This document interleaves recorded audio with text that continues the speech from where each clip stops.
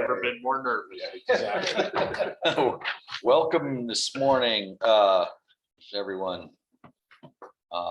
Second day of a day and a half thing. Today's agenda, we're going to move some of the things that we had from yesterday to today. We're also going to take the state lands presentation, move that to April right off the bat. That's something that we'll be a little bit more prepared in April for that. And so this morning we'll start with Jennifer and her presentation on the preference point system or bonus point system that she's going to present to TRW, or getting ready to present that to TRW. So we'll go through that a little bit. Then we'll move into some conversation about the 7250 number with the director, and then we'll move into some deer, elk, and antelope talk with and Dr. Schaefer will start us off with that. So I'm sure it'll be interesting. Anybody have any thoughts from yesterday? A lot of stuff happened yesterday. It seemed like a whirlwind. I have some thoughts since I did talk much yesterday. Yeah. Great. Go ahead, Si. I learned a new word yesterday. That was overused, but if you really think about it, it encapsulates everything that happened yesterday. The word is arbitrary. So the acreage is an arbitrary number, right? But as human beings, we have to have numbers. We like numbers. Even the animal use days are an arbitrary number. Everything that we talked about yesterday is arbitrary. And depending on which side of the bench you're on, whether you're a resident sportsman, or you're a landowner in 123 where it's almost all deeded ground, or if you're a landowner in Lane's world where there's the majority of it's public ground, it's all arbitrary. So I think we got two directions to fix this thing. One, we can do some minor tweaks, which I'm really afraid that's what we're gonna end up doing. Some minor tweaks. We're gonna kick this thing down the road. And the reason that we're sitting here talking about it will not be fixed. The landowners out there that are really angry are really angry. And what we've done to them needs to be considered. We've turned a species loose on them that is destroying their way of life. And we did it without asking them. Or if we did ask them 40 years ago, 50 years ago, when we transplanted those elk, they didn't ever envision that 39 head of elk would turn into 12,000. So we have two options. We can fix this. Fixing it, we have to take a combination of what Adam's been saying, what Larry's been saying, and what Wayne's been saying. We need to get rid of the word arbitrary. We need to go through and we need to dive into this thing based upon how much public land is in that area, what the feed bill is like for these landowners, what we're expecting them to feed on these elk, and tweak this thing to where there's some sort of compensation that comes back to these people for feeding these massive quantities of animals. I mean, the ranches, one of the ranches I hunt on this year spent an additional $260,000 on hay. That is unsustainable. That can't continue. This is a family ranch that's owned that thing since the turn of the century. And what's going to be the alternative? Sell it to a multi-billionaire who doesn't let anybody on. Right now, about 40 to 45% of the people who drop tags in area 48 end up on our place.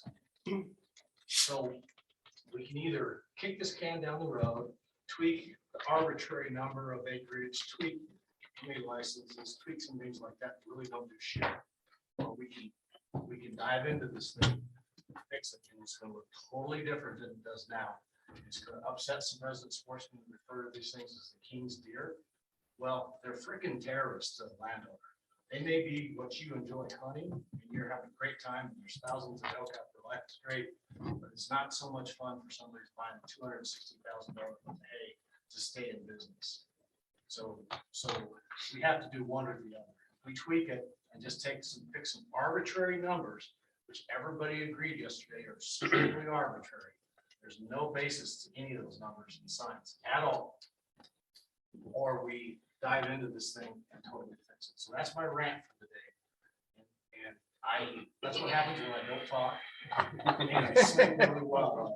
So now you got it. So in my opinion, I think this task force, I knew when we stepped foot in here, this was going to be the issue. because I live with these landowners.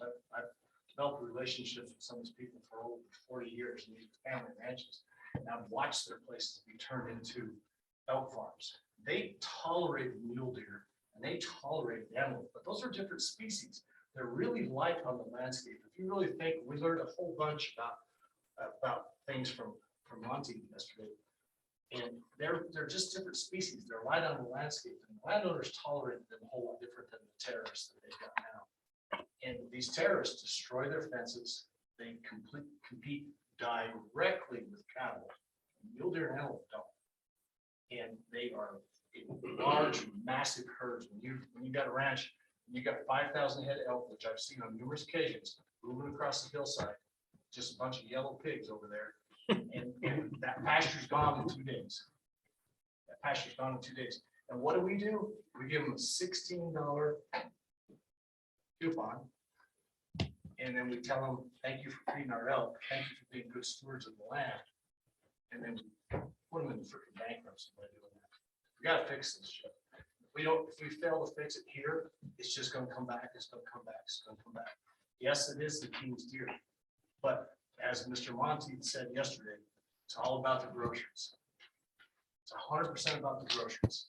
And we are expecting the landowners to provide the groceries at no compensation. So if I pay a rancher $100,000 for lease fees for that ranch for hunting, and he has to pay $260,000 to buy hay, he's $160,000 in debt. And so what Bruce said is true. There is landowners in the back, but they're not making up the difference for what we're expecting. Then we want the sportsmen. The sportsmen want free access and this and that. All that has some validity because they're on the outside looking in. They're not wealthy. They don't own 200,000 acres. I have empathy with them because I don't own 200,000 acres either. But they have to look at this thing and say, we have an incredible resource. We have to step up to the plate and help feed it. They're not. Elk actually costs $26 a month to feed. That's what elk costs. $16 coupon. So that's my rant. Okay. Oh, Boy. he's feeling better today. Awesome. All right. Talk a little more today, so. Okay. Yeah. So it sounds like our subcommittee, and I think Senator Hicks said this yesterday, we want to see that subcommittee probably meet again 1 or 2 times before the next meeting to talk about maybe some of the options that we can. And I think we know that to say that we're going to put out some things for comment and get comment and then come up with a perfect plan. I don't know that that's going to happen in a month or 2 months. It needs to come together, and what you're talking about is a big part of that. So we'll have to set a meeting time for, go ahead, Adam. Yeah. Just had a question I want to pose to everybody before the subcommittee gets together, because this is something that's come up in terms of land ownership and the burden that landowners face feeding our elk. I don't disagree with that. What we run into, and we've heard it in testimony, you'll have hypothetically 4 ranches on the same 15-mile stretch. One cares about managing those herds for various reasons. One is ag only and doesn't want to see a single bit of wildlife.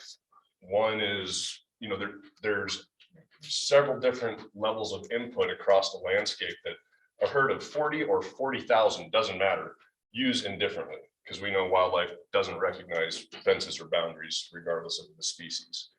How do we get buy-in across? I mean, what's a means of the sportsman being able to be an advocate for all 4 of those landowners in that 15-mile affected stretch or 50-mile affected stretch of ground where these large cockroaches are doing what they do? They're tasty cockroaches, but they're doing what they do. You can step up to the plate, talk to your constituents, just like all of us do, and find out where that common ground is, or if there is common ground. Well, and that's a question I'm posing to everybody, because I know it's regionally different. It's very much regionally different. Where Senator Hicks is talking about where he hunts antelopes on public land, landowner tags may look different down there. It could be, in my mind, it's a combination of habitat biologists, and access yes people are the ones who administer this program. And they administer it, and they basically give commission suggestions. So this is what we need to do to fix this area, and this is what we need to do to make it look like. And it's going to look different in area 123 than it is where Dwayne's at, because it's not a public land, it's not access. access, that sort of thing. I think we need to take the game boards completely out of the process. Because that is a real valid concern, because the work that they have to do with these landowners is different than what this work will be. This work will be science-based on what exactly that resource is being provided by that particular branch. In my mind. Mr. Chairman, a question, because what Cy brings up is, there's two issues. One of them is the landowner tags and the other one's compensation. So what looks to me like we're gonna have to have two proposals to deal with these issues. One of the compensation side of it, for we have significant wildlife depredation on those private resources. The other one is we're still trying to find out for those balance for those landowners that really do just want to hunt.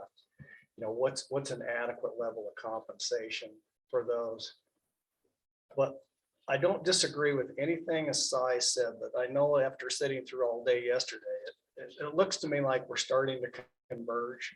But what I really think we need to come out of here is a concrete proposal instead of a list of kind of things, and then take that and work from there instead of just more of the hypothetical, 10 bullet points, say, this is the proposal, and come back with a recommendation to the committee and then work on that proposal.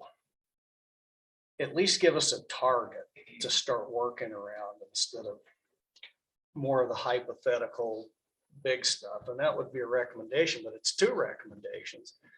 One of them is to deal with these situations where we've got, big depredation issues. The other one is just what I would say, the traditional landowner permits. Am I wrong? Is that the direction that you think we're going? I want to get some feedback from the committee. That are intertwined with the two separate. Correct. Well, I don't even know, I would add to it, sorry, Tony. Almost three issues. Because you look at, the scope of the work that Game and Fish does, there's the resources, but that's the habitat, right? The landscape and it's the critters, right? And it's serving the people.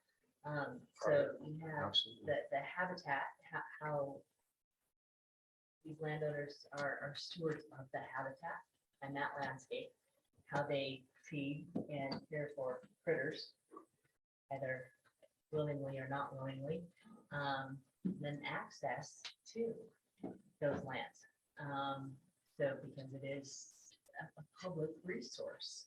So it's weighing all three of those things. And while damage claims may help with the habitat portion, what they're losing and can do, and then you have access, yes, and then you have the license, but it almost feels like a habitat critter access. So I would concur with that. There really is three issues out there. One's compensation, one landowner permit, and the other one's access. And they're all interrelated and can be interdependent upon. If you do this, you do that, it results in this. And so, maybe that's the third leg here of the stool is we got to have to come back with three concrete proposals. And whether it's a subcommittee or whoever wants to work on that, but I think that'll get us down the road a whole lot quicker. Yeah, and I think Discussions. I agree with that. I'll be interested to see,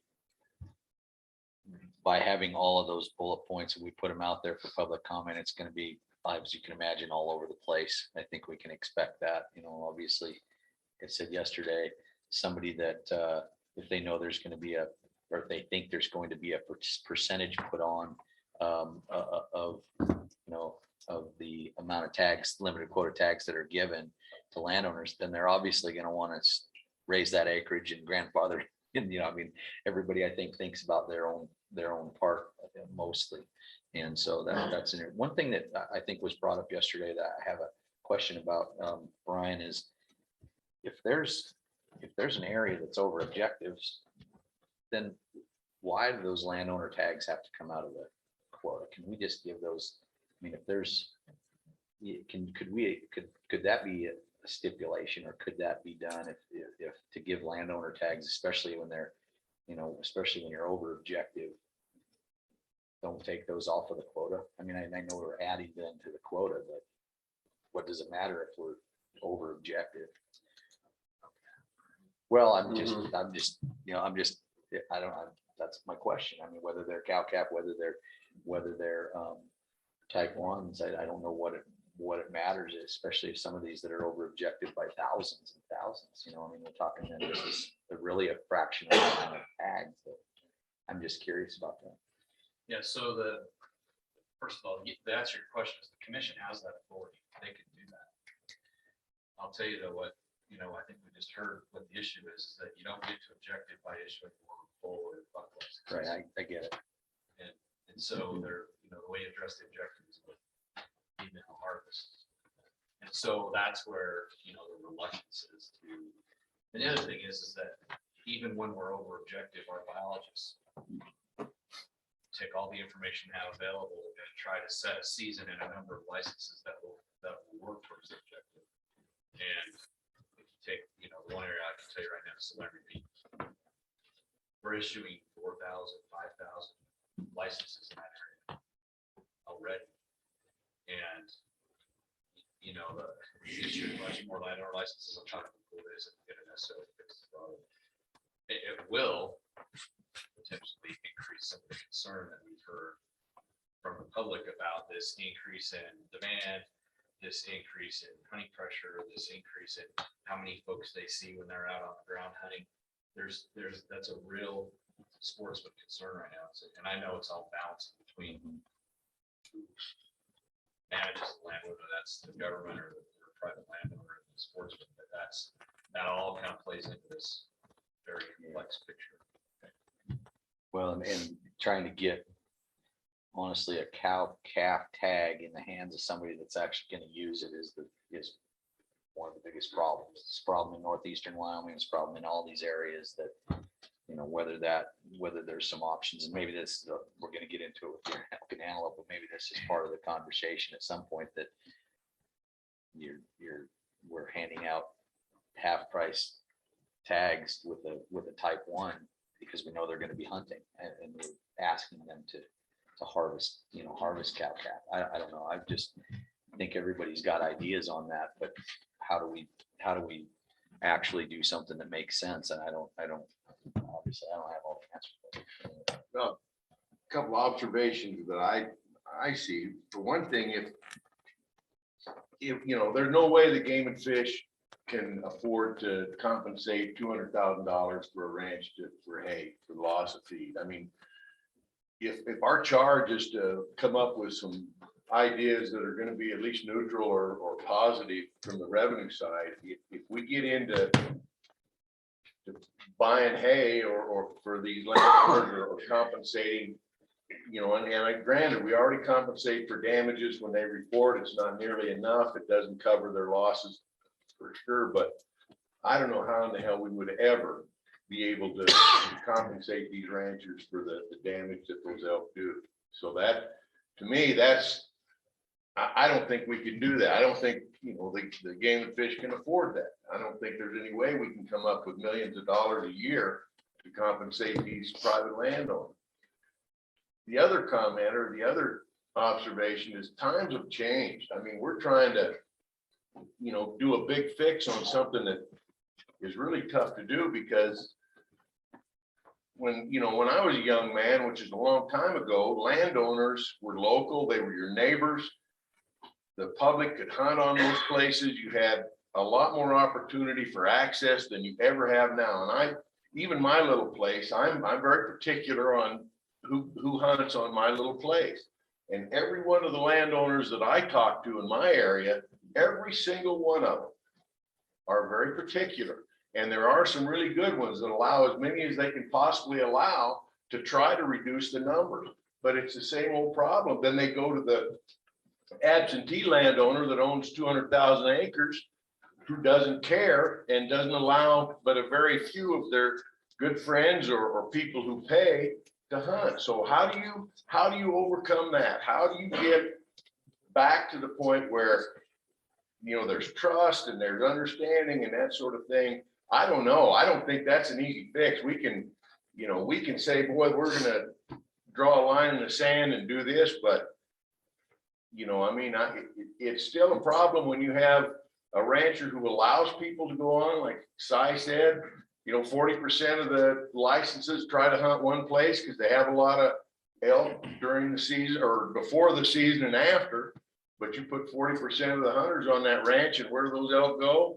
They go to the neighbors where there's no pressure, and then they stay there till the season is over, and then they come back. And if the recommendation or one of the things that they had from the landowners was to just go in there and shotgun them, just shoot a bunch of them. And you think that would be, a public outcry would be unbelievable if the Game and Fish tried to do something like that. So there's not a line in the sand we can step over and say, we're going to do this and this is going to work. I don't see that. I think you got to try to develop relationships with those landowners and encourage, and if we can come up with a way to encourage some of these landowners that don't allow hunting, that have thousands of elk on their place, if we can encourage them to allow people to come in and hunt, even scatter them around, then maybe we've made some progress. But to say, boy, we just got to do this, I don't see it working. Good morning, Ogden. You're up next. Good morning. Once again, have everybody speak into their mic good. You were good on the last one, but it's hard to hear. I find the conversation really, really interesting this morning, watching us go around, because we're talking on one hand about not having enough game, and then we talk about too much, talk about access. And it's really interesting to see them all done. And the common thread we've got is we're not talking about how we really honestly manage around it. I'm going to go through a kind of a little series of bullet points to talking about compensation to landowners. I don't think you need to give hundreds of thousands of dollars or spend millions, but a start is to acknowledge what the costs are of running game on private ground. And that needs to be understood so that sportsmen and everyone else can understand that there's economic impacts to them. And we heard that earlier, Juan Reyes and a crew showed up, and it literally takes carrying capacity away from ranchers. And, on one hand you say, well, big deal, it's our game, doesn't matter. Well, go to states, you go to South Dakota across the border from me, you'll find they just don't have the game because that game has become intolerable enough to the ag community over there. They've made the game go away. And that's part of what drove me when we started looking at the task force is these game live in these havens. We talk about the rich guy's place that doesn't hunt, whatever, and we're trying to figure out how we deal with it. At the same time, we're talking about hunter access, and part of that requires just raw management by the Game and Fish and its work. Is you may have some areas, elk areas, and I know it's unpalatable, but are open year round. Let them hunt them when they can off those guys. Those ranches, I will tell you, almost all ranches, at some point the carrying capacity gets exceeded and it gets really hard, and we've lived there. So I think what you have to do is be creative, and they do go hand in hand. It's one of the unpalatable things. I'm going to directly address some of the issues that have been really hard is when you talk about transferable licenses, you go absolutely berserk. We've got sportsmen that are just nuts about it. You've got outfitters involved in it, and you've got other people, but those are incentives to have people to want to have the game on their ranches. And you can like it or not like it, but if you disincentivize the game, your game herds will suffer and shrink in different areas. And if you incentivize it, they will grow and be tolerated. And I think if we don't look at it from that aspect, if you look at it from a selfish standpoint that I'm a hunter and I want access to my game and I want to be able to hunt it, or I'm a landowner and I want to get rich off the game, both approaches are abhorrent and wrong, but they both have to be looked at if you really want to have game, because the end result is when you go across the United States, if there's not an economic reason for someone that's living on the ground, and let's face it, I'm one of them, ranchers are there other than rich guys that own ranches those of us that actually ranch, we heard Representative Flintner talk, Representative Summers is on. We make our living off of the land, folks. And if the game are taking you off your land, and I don't care if it's bald eagles eating your sheep or elk devastating your fields, your tolerance level goes down as you get where you can no longer afford to make a living. You got to work at school or you have to sell your ranch. So you need to hit a happy medium, or the end result is, in my opinion, is you'll have shrinking and shrinking game herds, and they will be circled around it. And this is primarily in private land areas. When you get to the southwest, western side of the state, it's different. You got so much public grounds, it's different. But in our part of the state, the end result, you lose the game if you don't create an incentive for it to be there. And for some people, it's looking at it. But for a lot of people, it means they've got to make some dollars off of it to do it. And that's really the push we're at right now is, are you going to allow someone to find a way to make part of their living off of that game? Or do you just want them running cows on their place? And my ranch is one of those, folks. Where I live at, I can tell you this right now, if you could cooperatively work with adjoining landowners in the game and fish, I have no need to run any livestock on my ranch other than game, because my ranch could be a straight game ranch. A lot of others are the same, and that's the choices you make. Because for us, the last 2 years, they've eaten us out of house and home. I'm tired of fighting with game and fish over damage claims. And the end result for us is, last time we did this, we killed 3,000 deer in a couple of years. It doesn't particularly affect me, but it affects every neighbor around me. And I think you've got to look at some of these creative ways that guys can do it, and access is tied to it. A lot of times, if you're going to allow some licenses out there, it comes with public access for public hunters. So I guess my deal is encourage everybody to think really hard outside of the box and quit pitting one against the other and make game the winner, not the loser. Because really the path we're heading down that I see is game's not the winner. Game is the loser. And, you know, everybody thinks that they came out and they're bulled up, but in truth, in the end, the game lost. So that's my thoughts. I don't have really hard specifics. I looked at it hard through our committee at one point in time.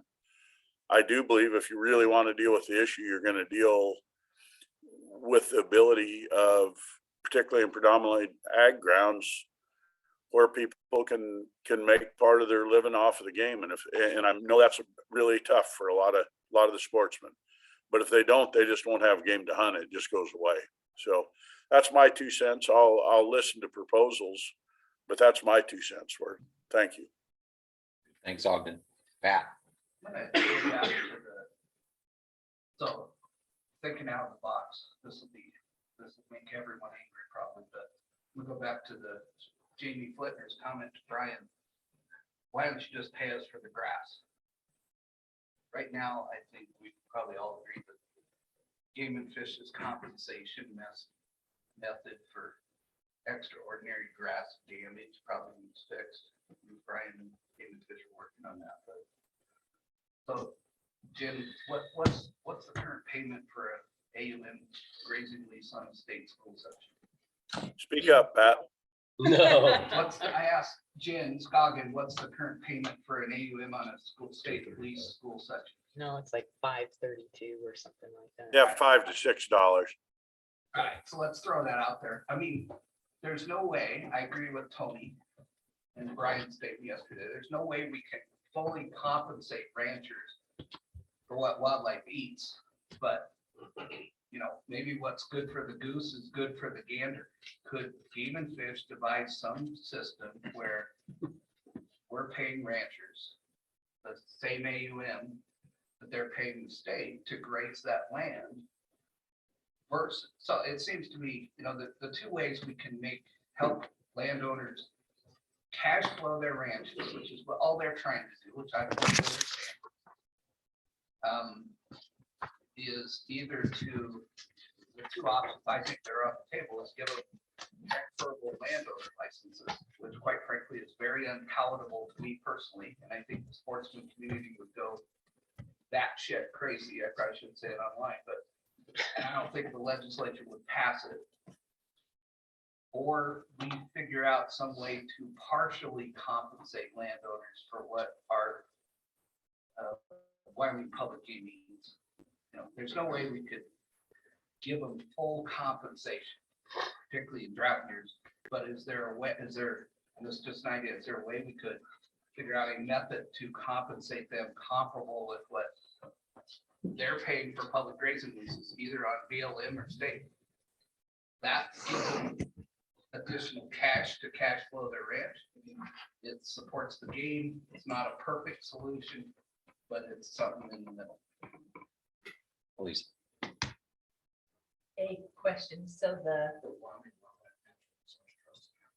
what could that fund be used to pay raising fees? Go ahead, Or could Larry. it?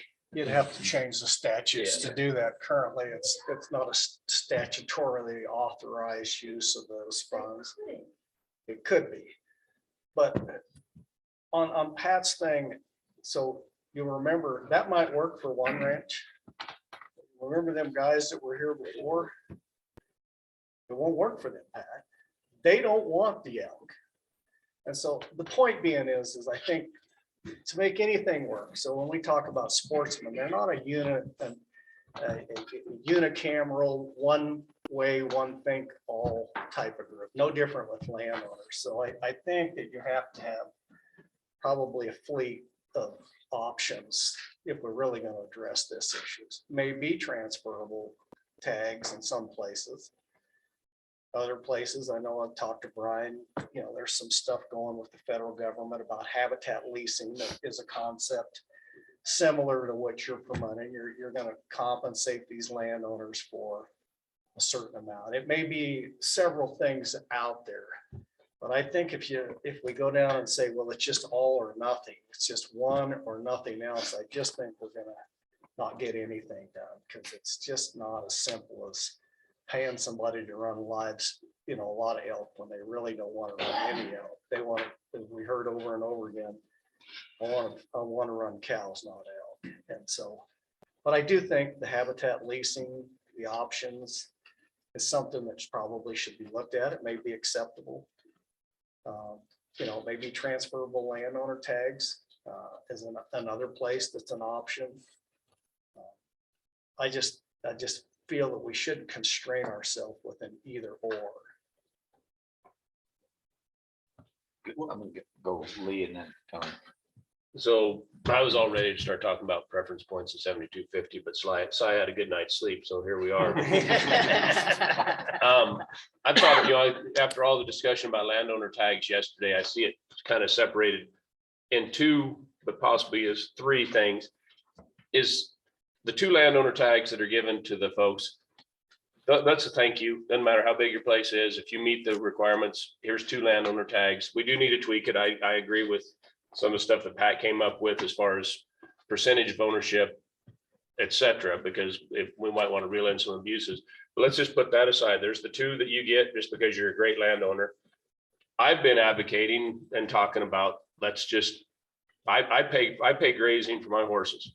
I think Jen would be, her eyes lit up when Pat said, let's start paying for compensating landowners. She sees state land supporting a lot of them, but pay them, compensate them in some way, shape, or form. We can't afford to pay for every single elk, every single deer, every single antelope at current grazing rates, but adjust that system somehow and start looking at transferable landowner tags. Not you get 20 landowner tags because you're a good steward of the land. You get 20 good landowner tags because you have this amount of animals eating on your ground. And there's a win for the game and fish. You're not having to fork out hard cash. You're given a tag. There's going to be money coming in. I know that residents hate them. There's some, I mean, I'm a resident. I'm not so sure I'd like to see a big place tied up, but it's not my place to tie up. It's the landowner's place to tie up. And if we can figure out ways to compensate these folks, and like we saw the guy the other day, so I don't want to be in the elk raising business. I want to be in the cattle raising business. But I think at the same time, there has to be an aggressive management, and we are going to have to look at thinking outside the box. And there's going to be seasons that run possibly year round if we want to reduce numbers and get some of these numbers under control. Thanks, Cy. What if you, yeah, again, just I guess rambling. What if you did go to a transferable license to those landowners that allow access? Now, that's a tough one to swallow for the landowner who can get $7,500 to $10,000 for a 6-point bull. So they're not gonna allow, if you gave them 5 or 10 licenses to sell, I mean, you're looking at $50,000 to $100,000 that they can get from that license right there, but you gotta have some way to make it palatable to the sportsmen, to allow access. So, you got a conundrum there because you want to have that great opportunity for the person that you sell that license to or give it to, whatever you want to do, but then you don't want too much access because you want to have them have the great hunt on a place that's not overrun with the public. But that might be something, if you did offer transferable licenses, could you also make a stipulation there has to be so much access, and then they get their $16 from the sport. Well, Mr. and the other Chairman, thing that ties right into that though is we have to kill cows. Well, or, give them You know, cow license. Well, or something. I think we all hear what you're saying and we understand that, but there has to be a way to tie the management, which is the management is with the female of the species. And so we have to, that nobody's paying $10,000, but there's certainly people that will pay for cows and access. I think it all can tie together. I just don't, we're just gonna have to keep working on it. so So. Mr. Chairman, we're sawing a lot of sawdust here. We, And so I think we've identified the 3 issues. Yeah. One's the landowner tax that does what Lee said. The other one's the compensation side of it, and the other side's the access side. That's pretty loud and clear, the 3 issues that we're trying to grapple with. yeah, I would still say so that we've got a lot of other stuff on the agenda. I agree. If we can, that subcommittee can take those 3 and come back with 3 concrete proposals for the whole group to then start picking apart and working on that, I think we'll be a long ways I'm gonna ahead. go to Dwayne and then I'm gonna bring up the subcommittee thing. Go ahead. Dwayne. I guess it's pretty interesting to me that the proposal that I first put out to the task force is just what we're talking about right now. So those of you that read it, I'm glad you did. I hope everybody reads it because it's almost what we're talking about right here. So it's just like training horses. You got to cause your idea, come theirs. So, and I'm not saying we should go transfer, but I threw that proposal out there so we could discuss it. But here we are. Mr. Chairman, if I can ask my colleague a question, is training jackasses any different than training horses? But horse sense is a lot better than human sense. Exactly. Thanks, Mike. So what I think though, is those 3 topics are a big ask for one subcommittee. I know things are tied together, but the subcommittee that was put together to look at landowner tags, and that is already going to meet to talk about that. The transferable licenses and that depredation tags / the other issue that we're talking about probably needs a different subcommittee. And so I think it's important that Dwayne gets on that. But you're also on the other one, so I don't know how much time you have. So, Mr. Chairman, I would suggest that it's really a committee product. So, and I agree with you. So I think somebody's got to start with something. So, and then you submit that out to the whole committee. Everybody gets a chance to comment. Before we come back, let's have kind of a committee product. But, somebody's got to write the initial draft. Why don't we have Dwayne just start by resending out to the committee your idea that you sent out a couple months Yeah, ago. and Okay. in that, it was to throw it out there to discuss it. The whole idea. Let's start that. Let's start that feed as a large group committee. On our website. Yeah. So Mr. Chairman, are you, so maybe I heard you, are you talking about possibly another committee just to examine the damage compensation issue? Or do you want to, I'm open to whatever. I'm not volunteering. I don't. Mr. Chairman, I'd like to see the subcommittee stay the same. Okay, Yeah, okay. I think we got enough diversity on Okay. that subcommittee. If somebody else wants to get on, fine. well, I don't think it would hurt though to have, to just refresh everybody's memory. I know it's on our website or on our Google Docs, but send that back out to the whole committee so that they can all reply and have a conversation on that, on those points that you sent out before. That'll help with the conversation going forward in a month. And our subcommittee will continue to meet on landowner stuff to get something concrete. That Senator Hicks is correct. We'll take public comment on this over the next, month, but we'll continue to meet to try to, solidify an actual proposal potentially on landowner license. I think it is different than damages and transferable licenses that I think sized. I mean, I don't know that they're completely tied together, but they're, and so I think we can go down both roads. Yeah, and I think on that note, Rusty, I think Dax Carty hit it right on the head yesterday. This is something that has got to be slow. And I think you're right, Dwayne and Lee. I think the damage compensation component of this, I think while they're definitely tied, I think it probably involves its own subject matter and its own set of optics, looking at that situation, doing that deep dive. I know that is not currently what the subcommittee is looking at specifically.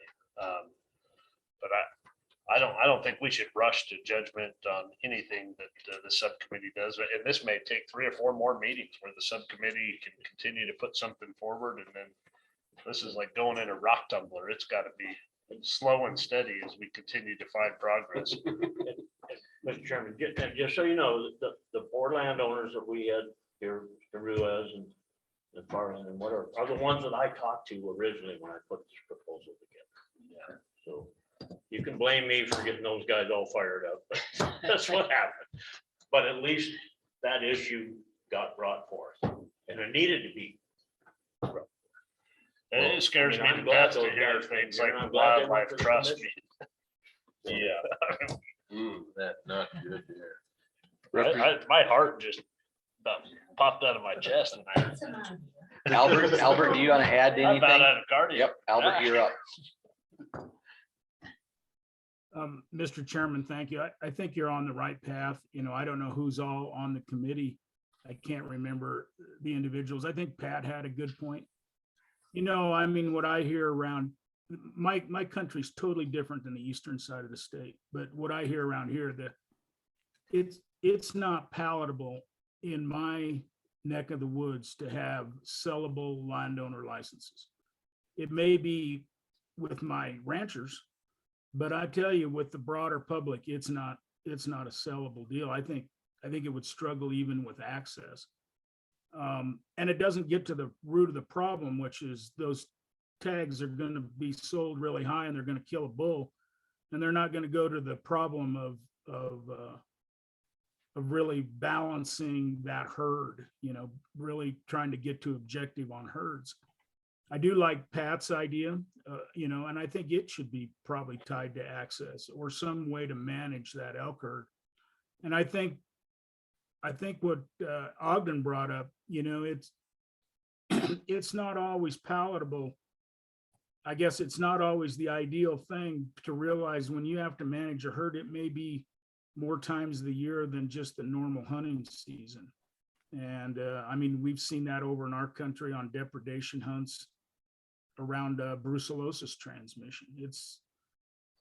The public, if they're given the opportunity, they'll go in and shoot some elk, given the opportunity. And so I really appreciate the fact you guys are looking at this. I hope Pat's on that committee to keep him busy and out of trouble, and that's all I have to say. And Albert, just to answer your question, those that are on that committee are myself, Rusty, Cy, Adam, Dwayne, Pat, and Brian. Awesome. Good group. Wow, what an interesting day we've had here. Yesterday, talking about how we have mule deer and antelope numbers, mule deer numbers going down like this, and now we're trying to figure out how to make what some people think is a liability and asset with elk, and I mean, it's an interesting time. And what kind of management tools do you want to use? So anyway, all right, so we have to move on a little bit. Okay, go ahead, Pat. I just want to commend the committee yesterday. I've been doing this for a long time and I'm the old bastard. Yeah. I finally agree with you, Pat. Is that a motion?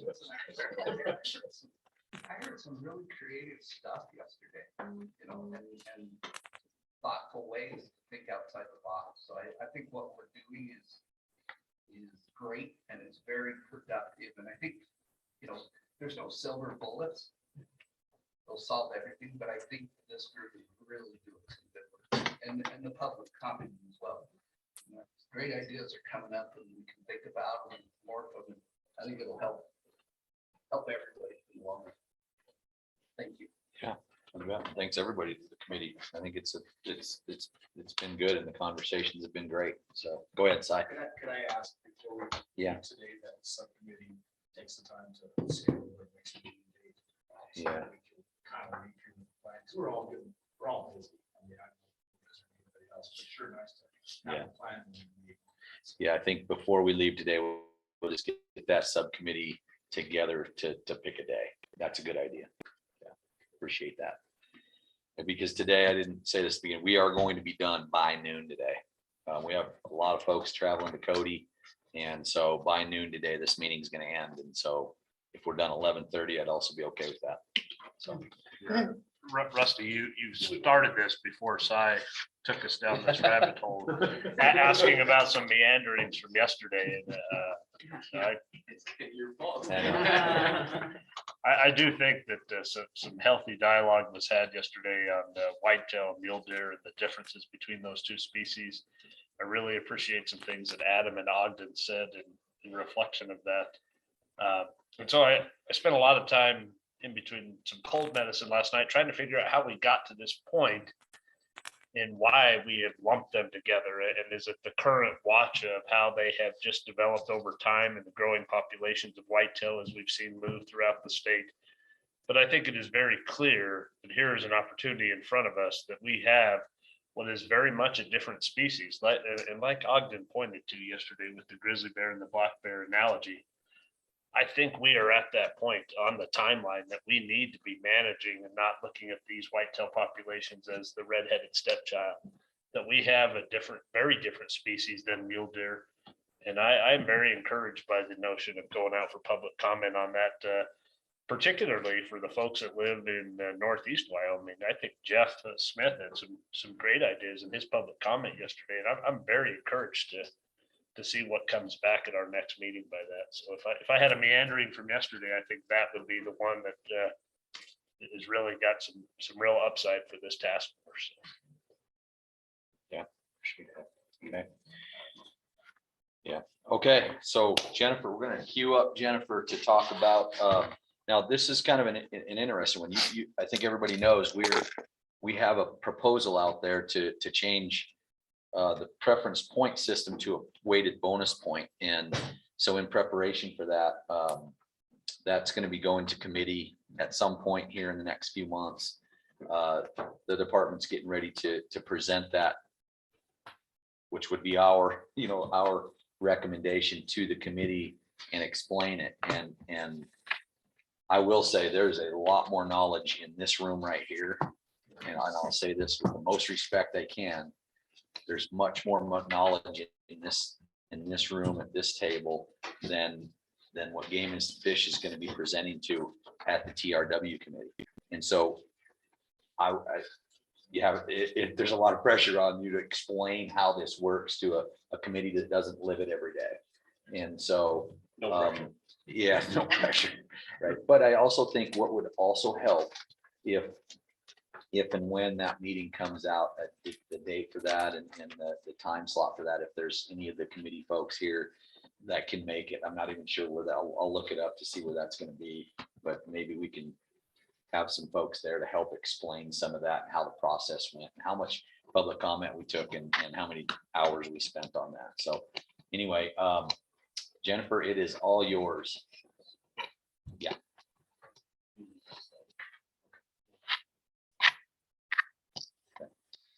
But the,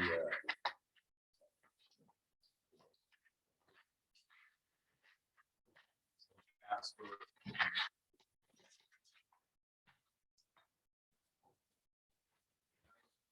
Yeah, it's May 9th and 10th. I don't know when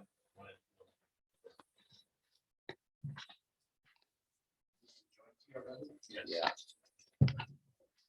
There is no agenda, so I would think we would be on the agenda, but we don't know what time. Well, management council still has to Right. approve interim study conference. Okay. Laura, am I good? Yeah. Okay, can you guys hear me? Mhm. Okay. So thank you for giving me this opportunity to talk about what the department is going to do to solicit input on your recommendation to convert preference points to bonus points for moose and bighorn sheep. So yesterday, Laura put this sheet on each of your desks or seats to look through. So this is the document that I'm going to go over. This is currently draft. So the department's going to look at taking this proposal that you see in front of you to solicit that public comment and thoughts on this proposal. So we can bring those thoughts to the legislature when we're talking to them and informing them, educating them on this process, what this means. And so it's really important that we go out to the public and get their thoughts and comments on this proposal. And so with that, this is kind of what we put together, explaining the task force proposal to convert preference points to bonus points when they go through the draw in squaring those. So you would go through the draw with squared points in the application process. And on the back of this, we have the draft questions that we want to hear the public's feedback on. So those survey questions are at the bottom of the back of this page. And so we're really just looking to gain their thoughts. They're going to be a dedicated website to this, a video. We're putting a video together to explain this process and what this really means for those applicants and those people who hold bonus point preference points that will become bonus points, and kind of those new applicants in or people who have drawn and have 0 points, what that would look like for them. And so with that, I picked one area just randomly. Area 5, type 1 for bighorn sheep is kind of going to be the explanation area of how this would work. And so if we look at 2021, that's the last draw that I have drawing odds for to kind of create this presentation, because I won't conduct the 2022 draw until the commission approves those seasons in April. And so looking at that, interestingly, there was 1,323 applicants for residents who applied for Area 5 Type 1. And with that, in the what we consider going through as preference points, there were a total of 10,652 preference points. And so the recommendation is to square those points and give those point tickets into the draw for the application would be 138,892 bonus point tickets in the draw. And so in 2021, there were 24 resident licenses. So the big takeaway here is it's changing the draws to a completely random draw. So there will no longer be the split of 75% of those licenses go in the preference point draw, 25% go in the random draw. It would be a complete random draw going forward with those 139,000 plus bonus tickets in the draw to draw those 24 licenses. So clearly kind of illustrating an example to the public when they are putting through these comments and their thoughts, so they can clearly see what that means. And so we just wanted to bring this to the committee to show you what we're going to take out to solicit that public comment and feedback on your recommendation. And with that, I'll stand for any questions. So just, it seems to me when we do this, is I always come back, a picture's worth 1,000 words. I'm trying to describe 139,000 in a random draw. I can see people going, oh my God, I'll never draw. No matter how many years I put in, because there's 139,000. So Jennifer, has there been any thoughts to actually do the graphics? Because that's the most important between the distinction between the preference point where you're guaranteed, and then you have the random portion versus a bonus point system is just 1 point per year. The whole reason to do this, and it gets back to some of the discussions I had with Terry Pollard last night, the weighted point is to honor those 45,000 people that have bought points per sheep right now. It weights it heavily that way. So when I look at this, the easiest way I found to describe this is just use the normal bell-shaped curve distribution. A random population meets the complete normal distribution. That's what random is. 5% are never going to draw, 5% draw every year. And then, the average people are going to be there. That's the normal distribution of a random draw.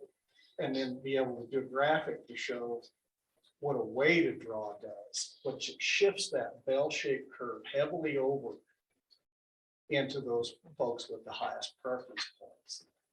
The really important thing I think that's going to help people understand this is the difference between the current system and what we're doing is now all of those people that are in that big middle block, so the 5 to 25, are going to have a much higher probability of drawing a permit now, at the expense that there's no longer a guarantee for the preference, the highest preference point. But that's the reason that we're pushing this out.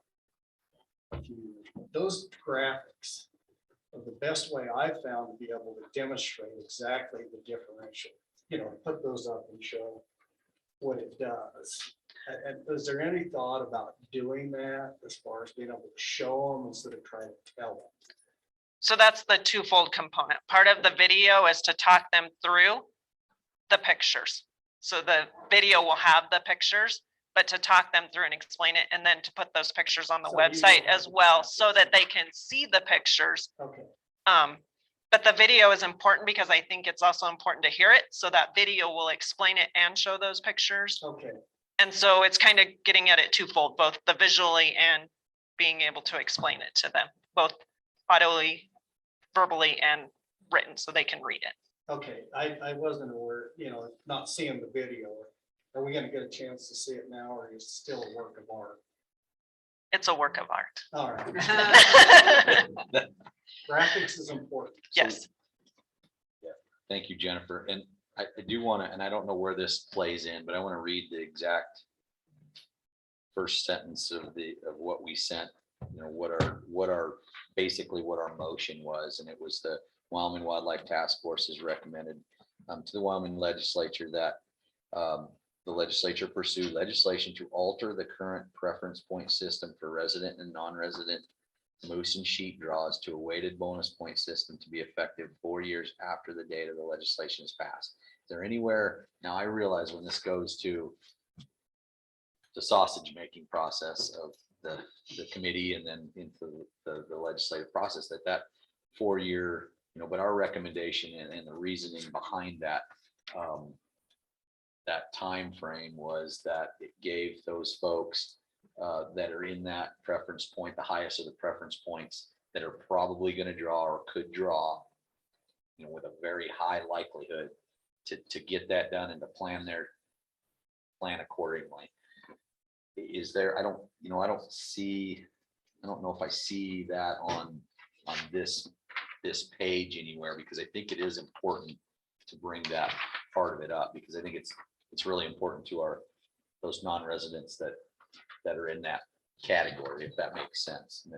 I don't And know. that might be that additional graphic that, you know, those high point holders, where that puts them in the next 4 years. Adam. Cash out. The component of this that I think needs explanation, and it's very much the sportsman's fault and interpretation, and I think there's some blame on Game and Fish with the way they word things, but no one's entirely at fault, is this understanding that I'm now guaranteed. We're looking at a limited resource. We know there were 1,000 people that put in for 20 tags in Area 5. If that 1,000 is the only 1,000 that ever puts in for it, some of those people are dying before they reach their guarantee, even in a just distribute 20 tags off the top. So this idea that preference points offer a guarantee is entirely a misnomer. They offer the chance of some predictability. But we also know, based on the numbers we saw with preference points, that 20 of the top 22 point holders didn't even put in for a tag last year. So 2 of the top point holders did. They took advantage of their situation. The other 20 didn't, for whatever reason. You know, and that's human behavior. That's not ours to dictate.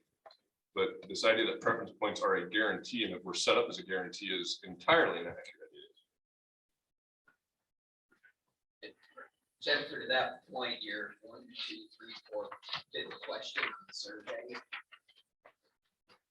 I understand why you're asking, maybe that's a perception thing, but you're asking them, they may say, yeah, I want predictability. The reality is we can never provide that, at least not for new sheep for gold, unless something substantially changes the numbers or so. People at the top.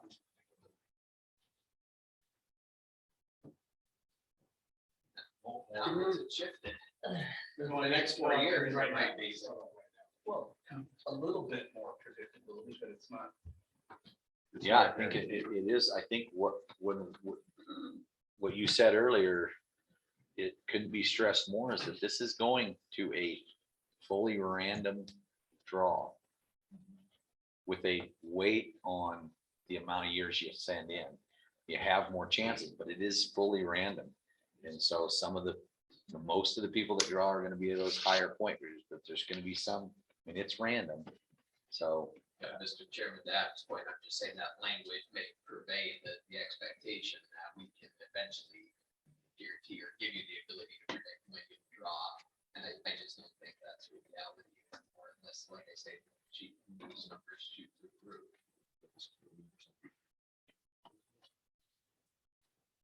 You throw a Devil's Canyon in the mix, there's 2 tags for residents. I mean, how many residents are putting in for that? If 500 are all that ever put in for it, 250 years before everyone's guarantees fulfilled. Yeah, I think it puts the department in a tough position, that we probably do need to start changing that mentality of a guaranteed tag, because there's just not enough resource for that. So just change the word predictability to a higher probability. Yeah, there you go. You have a higher probability of drawing a tag. Because it's not predictable. First time applicant may draw, and the guy that's got 30 points may not. It's not predictable, but it's higher probability that you're going to draw a tag under a weighting system. Yeah. So I'm going to say what Adam said, I think, a little bit differently. I mean, I think people that are out there that want to, because I've heard this from people that want to continue the present preference system are the ones using the words, I'm guaranteed to get a tag. And that, I think what Adam's saying is that's not accurate. And so this task force and the department shouldn't just blindly buy into that. And I think that's an important point. Is that what? Well, that and sportsman's interpretation of it. I firmly believe a lot of that blame and use of that word is on sportsman's understanding of how they feel preference points should work. And when we were offering triple the sheep tags and quadruple the moose tags we were 15 years ago, there was some relative legitimacy to that term guarantee with those options, just based on natural attrition of folks coming in, coming out, whatever the case may be. But where the supply has dwindled over the decades and the demand is not, we as sportsmen need to recognize that reality. And I feel, the Game and Fish could help with that by being a little heavy-handed with some of the wording. And maybe it is just a switch to a probability, because even with preference points, it's a higher probability of a drop. But if you're committed to only hunting one area that offers 2 licenses, and there's, again, 500 applicants in front of you, the longer you're in the system, sure, there's a higher probability, but even if you're the last 2, you got to live to be 255 to make it. Larry. Well, it's not that simple. So the example that Jennifer gave here, this is one of the highest demands sheep units in the state of Wyoming. If I took, say, unit 6 and profile that and say, yeah, you're probably guaranteed a unit 6 sheep permit in the next 25 years. So there's that choice, and I think you just talked about it. If you're just married to, I'm only going to apply for the moose and the bighorns, and I'm starter, you're probably never going to draw. But if you want to go to hunt moose versus just hunt moose in area 1 of the bighorns, it's a whole different discussion. There may be some actual predictability in there now. So that's a personal choice. So it's not as simple, and that's why there's certain units right now that if you got 26 points going into the draw this year for bighorn sheep, you're not going to be guaranteed a permit. But there's 4 or 5 that if you got 22 or 23, you're guaranteed a sheep permit in those units. That's a choice between those. So I just think, and again, your point, the most pertinent point is we're 33% less sheep permits and 50% less moose permits.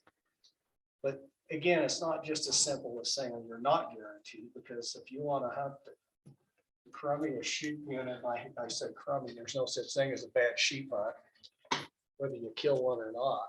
But the ones that are less desirable for whatever reason, there's a multitude of reasons, you're almost guaranteed that if you stay in the system long enough. So anyway, it's not as simple as just saying no, it's not a guarantee. Albert and then Elisa. Well, thank you, Mr. Chairman. So, I continue to hear, I do agree that there is a misconception. I'm not in favor of this plan and never have been from the start, but I do believe there is a misconception out there with the general public on what this does and how you do it. One thing that I can't remember now what our effective date was, if it was 2 years out, 4 years out. I think we should, I would, and maybe, we've already made the recommendation, so it is what it is, but I think one thing that would alleviate some of them high point holders' concerns is if you push that effective date out another year or 2, it would eat up more of those high point totals. So I can't remember what our effective date was, but Our effective date, Albert, was 4 years after the passage is what we recommended. yeah, and I can't remember that we even had a percentage on that, right? How far down the list that went on point holders, whether it was at 15 points. I can't remember. Does anybody remember? I think it depends on the area too, If everyone equitably, if the top 4 point holding groups and sheep applicants equitably distributed their licenses, it would take care of the top 4 point holding groups over that time frame. So 23 to 19, I think. Which they won't do. Which they won't do, because we have 1,000 people putting in for 5 and 500 putting in for 3. So. Elisa. So question, Jim, with the survey, will it be?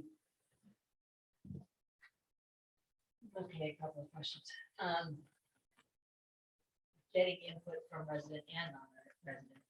Will there be different methods used for resident non-resident?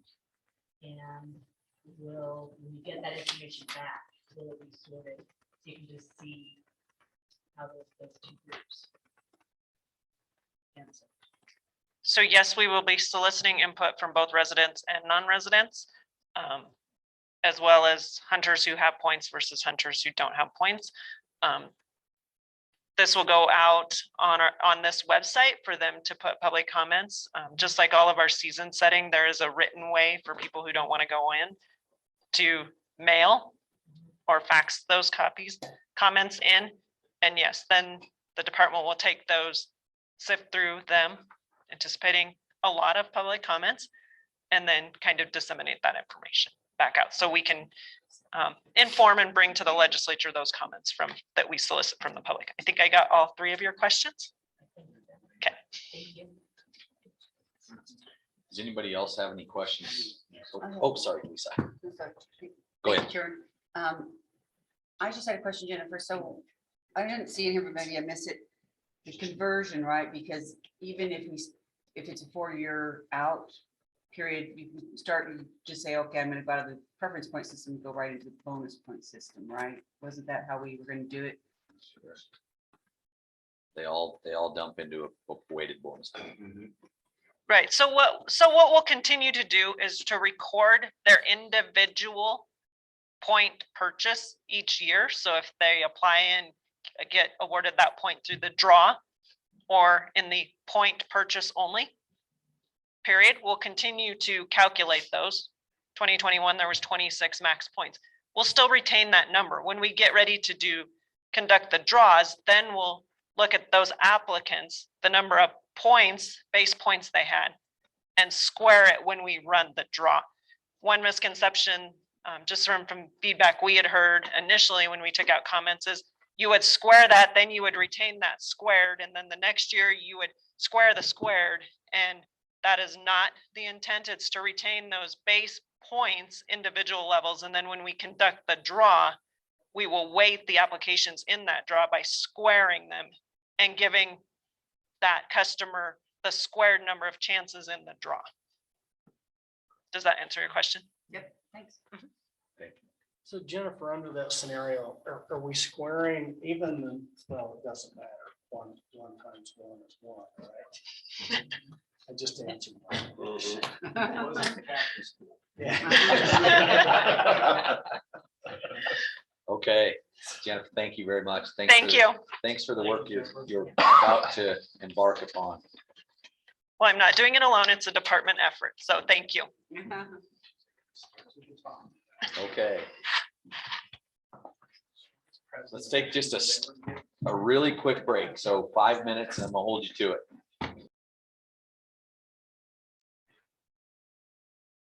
Okay, we're gonna go, so we are going to try, it's 9:25 now.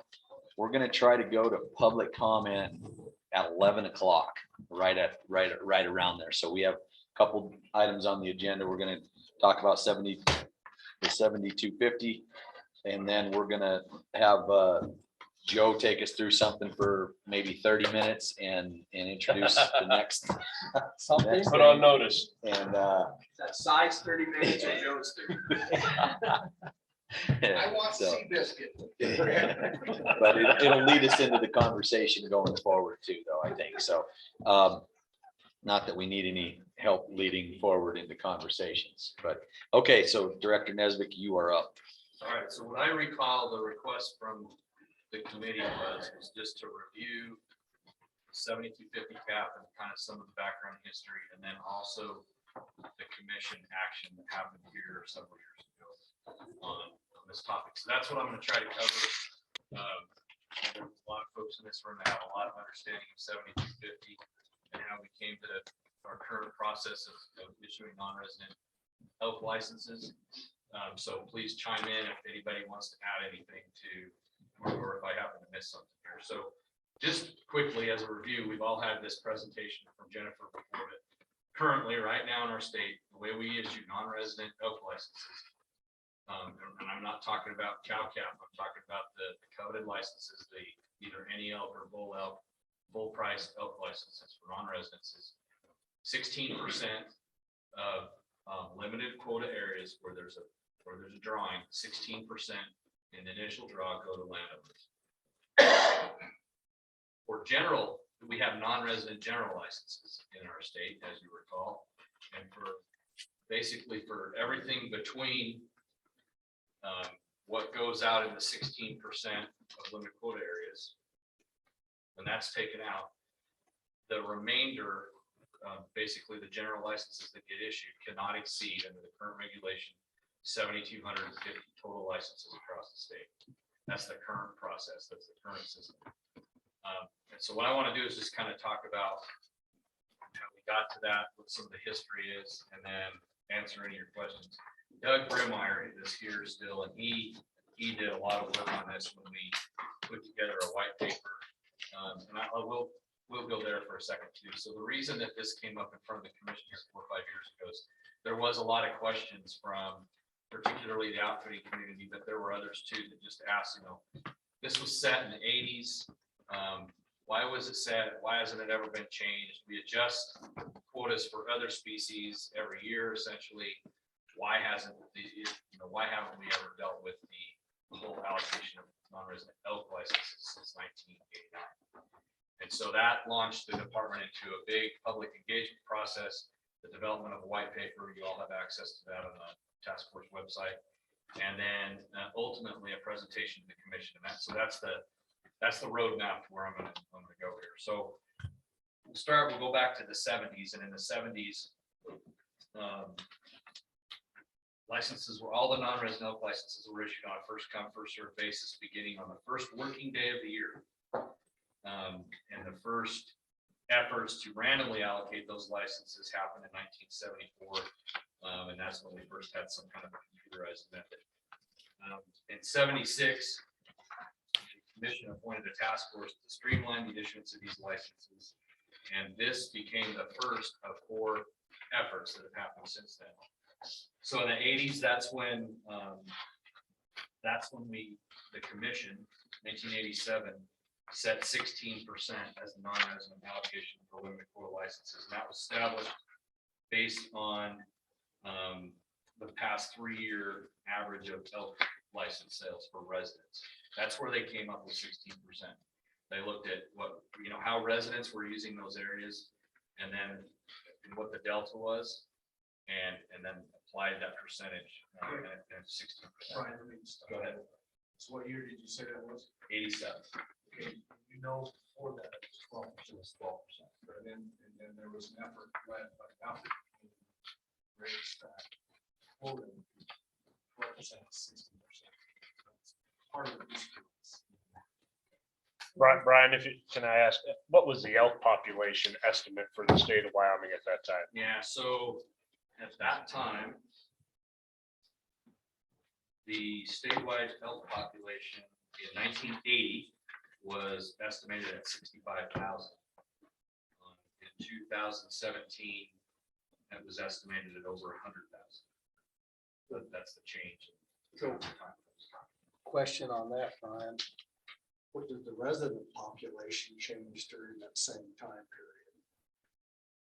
Well, I'm doing this from memory, but I would say that it was not the population of residents of Wyoming did not change significantly over that time. I want to say it was in the 400,000 range, 450,000 range in the 80s. In 1987? Yeah, today it's 550, right? Or 570 is what they came out in the last census, so roughly like a 20% increase in population.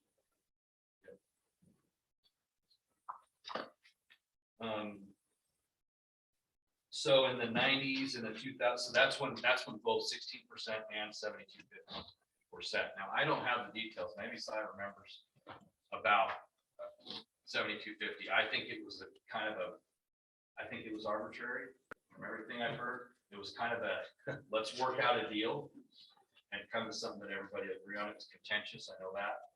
Do you remember the specifics? Just historical. It was just a negotiation. Commission, correct, Terry? Yeah. The resident number line, so a year or 2 before that. Quite high because of the oil boom crash, so the number went way down, and then that 16%. It was way lower than what we had. So that's when they went back and said, okay, where's that average? And that Average prior to well. But what kind of arbitrary? So then in the nineties, the commission formed another license allocation task force.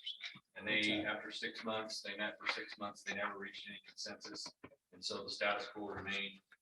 And then in 2014 is when we initially started this internal process within the department to go back and look at all this history and put together some information about how things have changed. This was in response to a commission request. And then that report, which was completed in 14 or 15, was updated in 2017. Just some statistics here as far as harvest goes. I talked about elk populations, estimated at about 65,000. Now we're in between 100 and 120, and it might even be more than that now. I don't know. Do you know, like this year, Doug, what the statewide elk population was? We're still at 110. 110, so good estimate there. So as far as elk harvest over that same period of time, it's essentially risen by about 60%, 60 to 65%. So we have roughly 16,000 total elk harvest. It dipped significantly in the middle 80s. And then, it steadily increased since then up to where we're at now with about 25,000 is our annual harvest. Last year was right in there, right around 25,000. Out of the last 10 years, 5 or 6 of those years have been the new record. So the trend line is continuing up as far as statewide both bull harvest and also total elk harvest.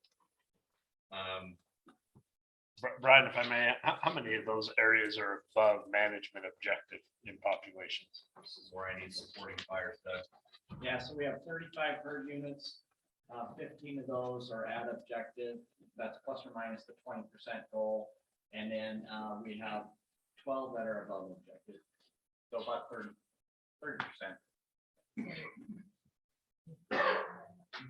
Doug? Yes.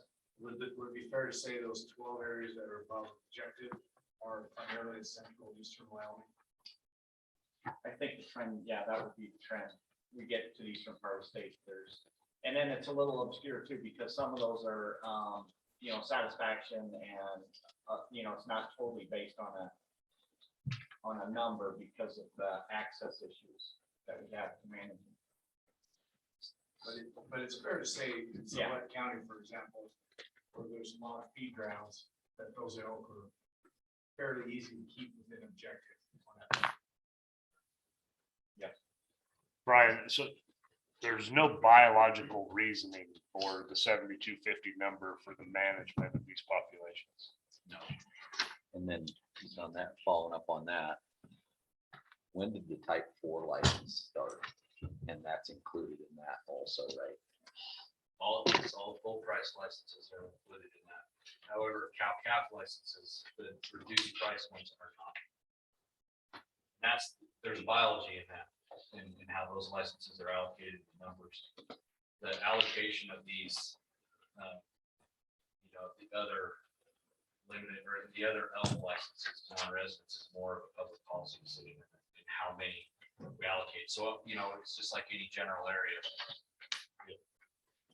Every year, we estimate harvest with a good survey, and we use that information to determine, seasonally. That's typically how you control harvest in a general licensed areas, either season length or having additional reduced price licenses in those areas. So that, that part of it has biological basis. The 7250 does not. It's a public policy. How many licenses are we willing to share and allocate between residents and non-residents? Josh? Go ahead. I'll wait till. I'm actually getting almost done. So before we talk any of this stuff, you guys want to talk in detail, but the culmination of this 2014 to 2017 effort it was a significant amount of public input. It was meetings all over the state. It was a Facebook Live event that had 5,200 unique viewers. I mean, so it was robust. The culmination of that was a presentation to the commission at that time of two options, essentially. One was to essentially leave everything the same. And the second was to, very similar to mule deer, similar to the discussions we had yesterday, establish non-resident general elk regions, just like we do now for mule deer.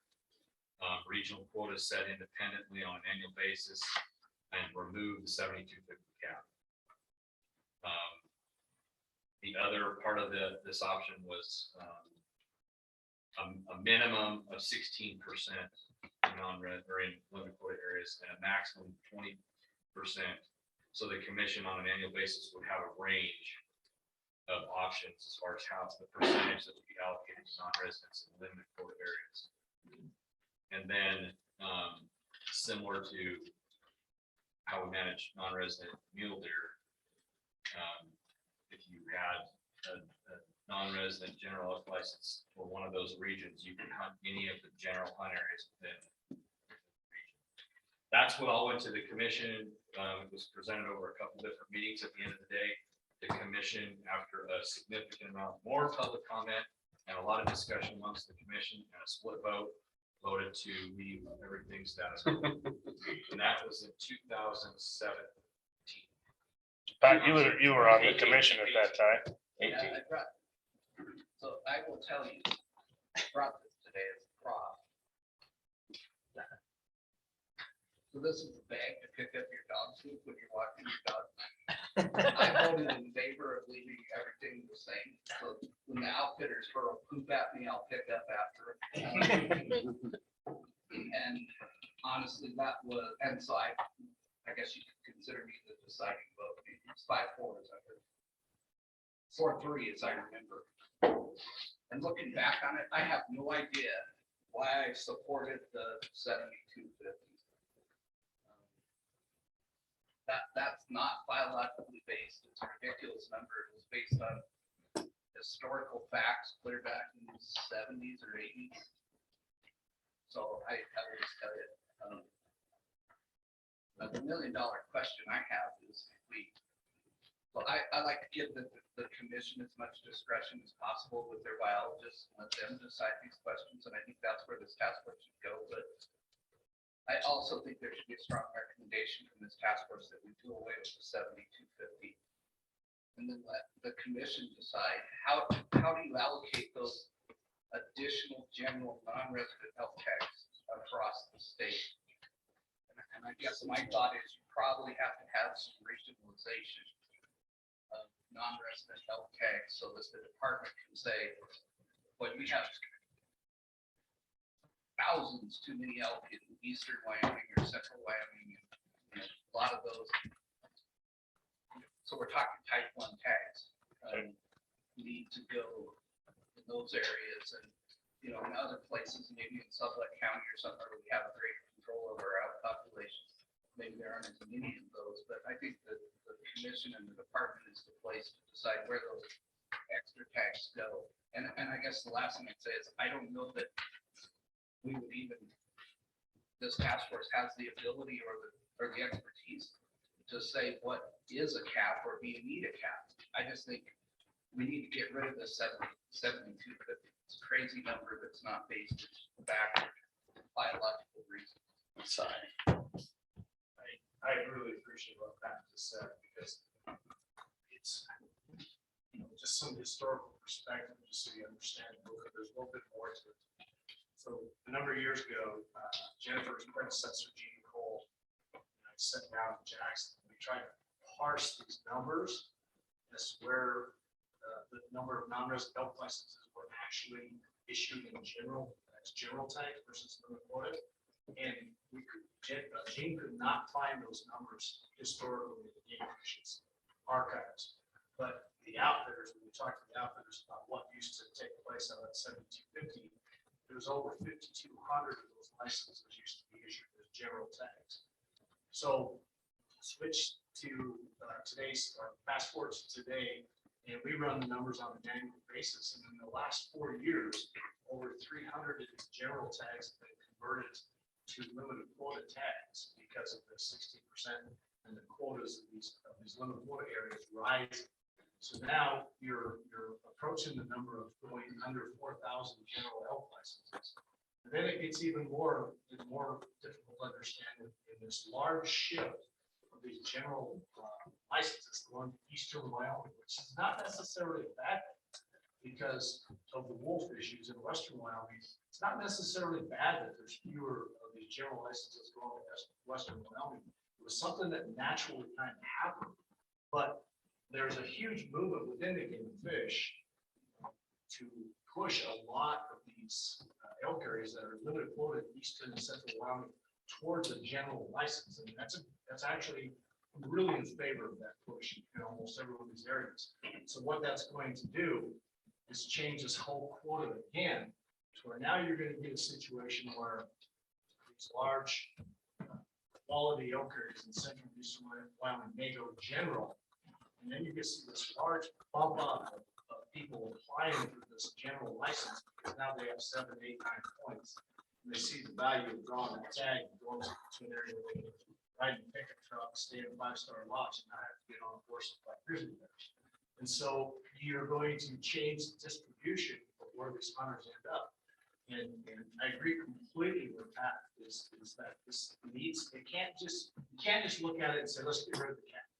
You're going to do a disservice to a lot of parts of the state of Wyoming. You have to look at it. The commission needs to look at it and define what regions these elk licenses need to be distributed in by region, so you can put those elk hunters where they need to go. And that's, in my opinion, that's not only a sound policy decision, but it's a very sound biological decision. So you put the elk hunters where they need to go. Public meetings in Star Valley, Brian know what those would be like. There'll be a call maybe for fewer non-resident elk hunters in those regions. And maybe you'll see a lower quota than I anticipate you'll see a lower quota actually of these non-residents hunting there than what's currently there. Because that's one of those areas that just gets pounded by non-resident DIY guys. And maybe it should have, I have 2 hunting camps over there. Maybe it should have a lower quota. And the stuff in eastern and central Wyoming, we are, I'm gonna put this on the wall right here. We will see area 7 elk go general in my hunting career. It's gonna happen. It has to. And that's not the only one. There's other ones that are gonna go general. Southern bighorns are going to go general elk. It's become the 3rd largest elk herd in Wyoming. It has to. What we're doing is insanity. And these elk are just blowing up and we're not getting ahead of them. So this is an incredibly important decision that's based on sound game management. 7250 number is the only number that the commission looks at that's not based on science and it's not reviewed on an annual basis.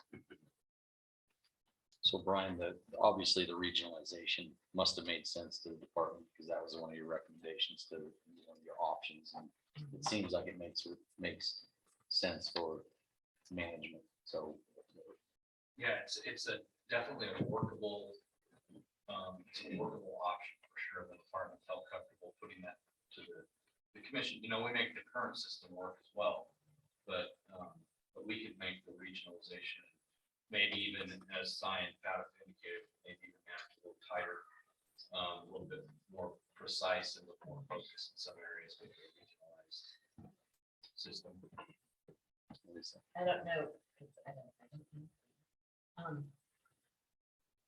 Could it be as simple as making it regional and then just capping the percentage between resident and non-resident?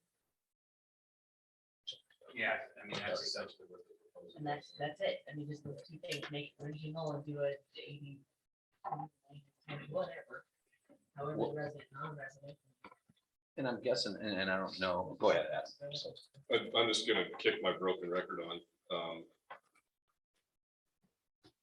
I don't disagree with the necessity for a lot of those areas in the central and eastern part of the state. I kind of look at fortification as area 7's little brother, experimental little brother. A very sought after area to hunt out. If you can find a way in there and find a helicopter pilot that'll do it for you. Right now, the vast majority of fortification is an HMA. If you access via the HMA, you have 8 days to hunt cows. That's it. Area 7 has a lot of public land. The access is miserable. Give out 1 million tags. You're still not going to knock down the elk herds because there's no way for hunters to get in there and be effective.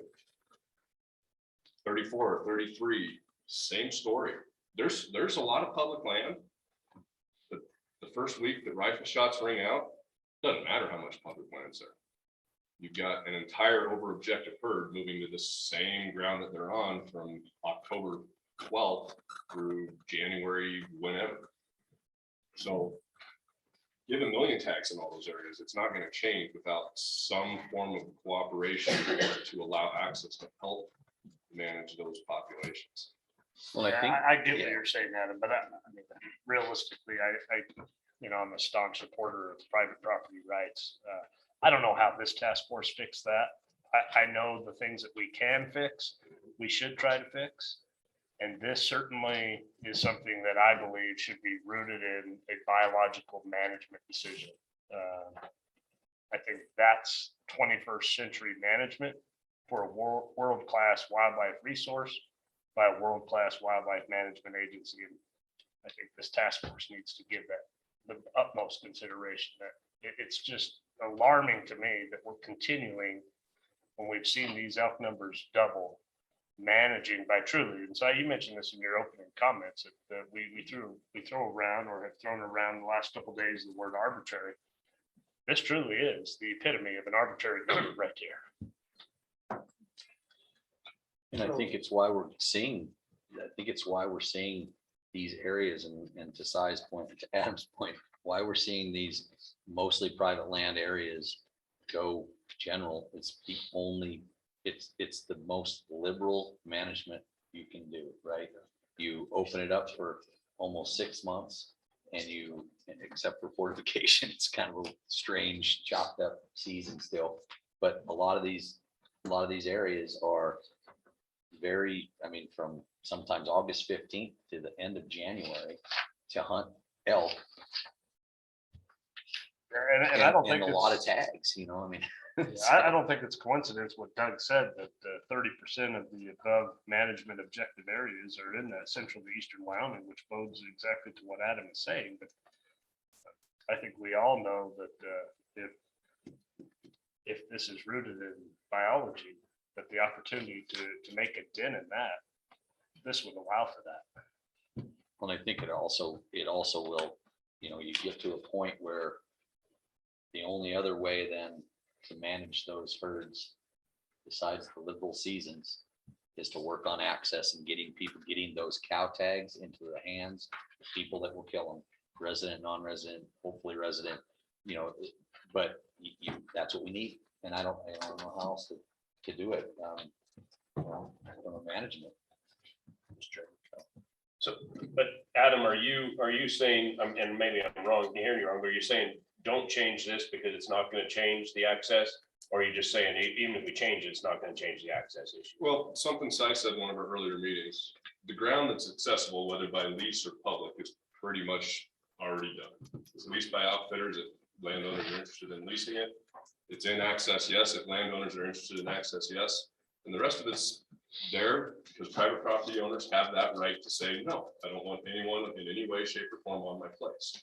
I've got no problem with that. What I'm saying is you can give out 1 million tags for some of those areas and your success rates aren't going to change in the least bit. The flexibility in area 34 is, your type 1 tag is good from September 1st through December 31st because it converts 3 different times through that. From Whether we take the cap off or not take the cap off, that's still the same. And all you end up doing is overcrowding the existing public land that is already currently inhabited by the 1,500 to 2,000 tag holders.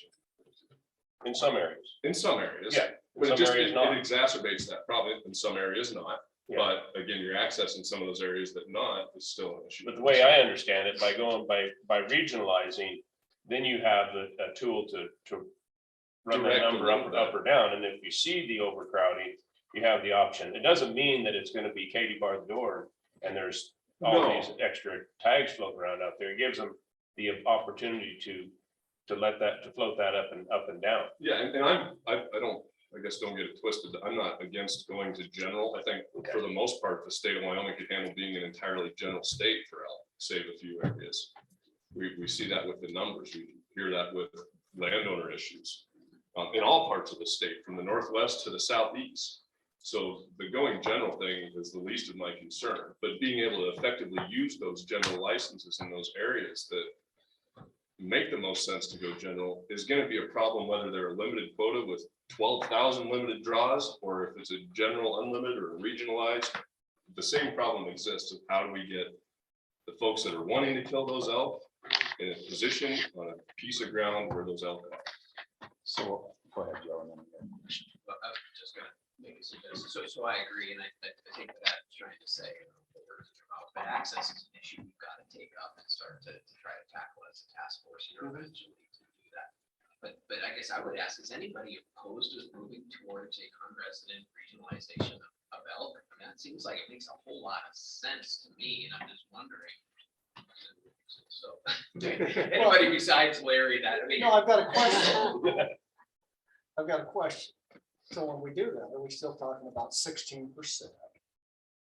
What a reason. So me, the 7250 doesn't mean anything. It's the 1684 that I'm worried about. Maybe that should go to 80/20 What's that? instead of 1684. Maybe you're right. Maybe we should discuss that going 80/20. Well, but the question I have is to Brian is I need to understand the interplay between the 16% and the 84%, the current formula for distribution. How does that play into the 7250? So I think the way that we would approach that, and we didn't like model this or anything like that. The way we would approach that, the starting point would be to look at the total opportunity in the area, total funding opportunity based on harvest surveys, license sales. You know, how much opportunity can we actually provide in the area, and use 1684 as the guideline for how we should set those quotas, the regional quotas. And that's a starting point. Now, I can tell you that it doesn't work exactly like that with mule deer right now. It varies, and actually in some places it's far below 20% non-resident. But in some places it's higher than that. Eastern. That's a statewide 20, right, on mule deer. And you would be a similar situation. And what it's gonna come down to, I think, for the resident sportsman is this. I think that might be something that's applicable on a regional general license type scenario. That we start deviating out of these limited quote areas, and all of a sudden it's 2025. It's just a non-starter for the resident sportsman. And so to me, the 7250 is a completely irrelevant discussion. What's important is no different, and everything we've done up to this day was a public policy. It's not being driven by biology, folks. In case you haven't noticed, most of the stuff that this task force does has nothing to do with biology and everything to do with public policy. So we can talk biology all we want, side. This group is really dealing with public policy. That's what 90-10 is. That's what bonus points is. That's what landowner tags are. That's all public policy issues that we're grappling with. It's distribution of a resource. To my knowledge, I don't know that we've even had a discussion about biological managing anything from the task force. So let's just step that aside and say we're dealing with public policy. Public policy that I'm trying to figure out here, how does 1684 fit within changing and getting rid of the 7250? That's what I'm trying to get my head around. Joe, on and then that Pat, issue. and then Cy, and then Josh, and then John. But I just have a question. So to take that, I guess, Brian, my question to you would be, if we went to a regional approach, do you feel confident that the department can make solid recommendations to the commission on what those general tag areas, now with the regionalization, what the portion of non-resident tag should be based on that region? I guess that's the question. But hearing that each one's going to be a little bit different, could be, do you feel confident in your ability to do that? I do, and I think that it's not. When we're talking about general license hunting, it's not as precise as it is in a limited port area. And so, I'll just give you kind of a simplified example. If our biologists say, in order to meet the commission's objectives, we need to harvest 100 elk in this general hunter. They're going, and I should actually say, let's just say, to make it applicable here to this region, we need to harvest 100 elk. Well, the harvest survey shows that success is 50%.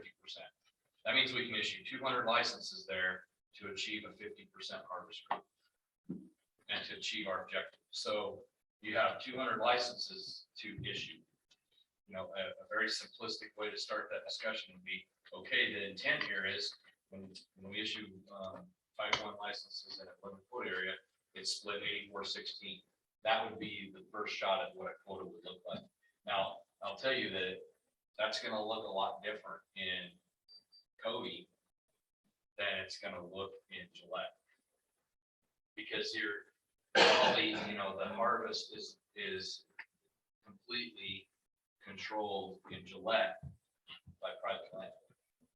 And in Cody, it's public land. So you could actually end up in a scenario when we see this with deer, where it's lower in a large public land area than it is in private. So, Mr. Chairman, just to follow up on that. So this whole discussion of Bill, right, 16 and 24. I don't, again, the 7250 is irrelevant. But we're stuck with the 1684. So under the scenario that you just talked about, the issue will resolve around, because currently under the 7250, we sell a lot more non-resident elk licenses than that now. It's those type 4, type 6, type 7. So 1684 is only constrained to those general type 1, type 2 licenses, type 9 right now.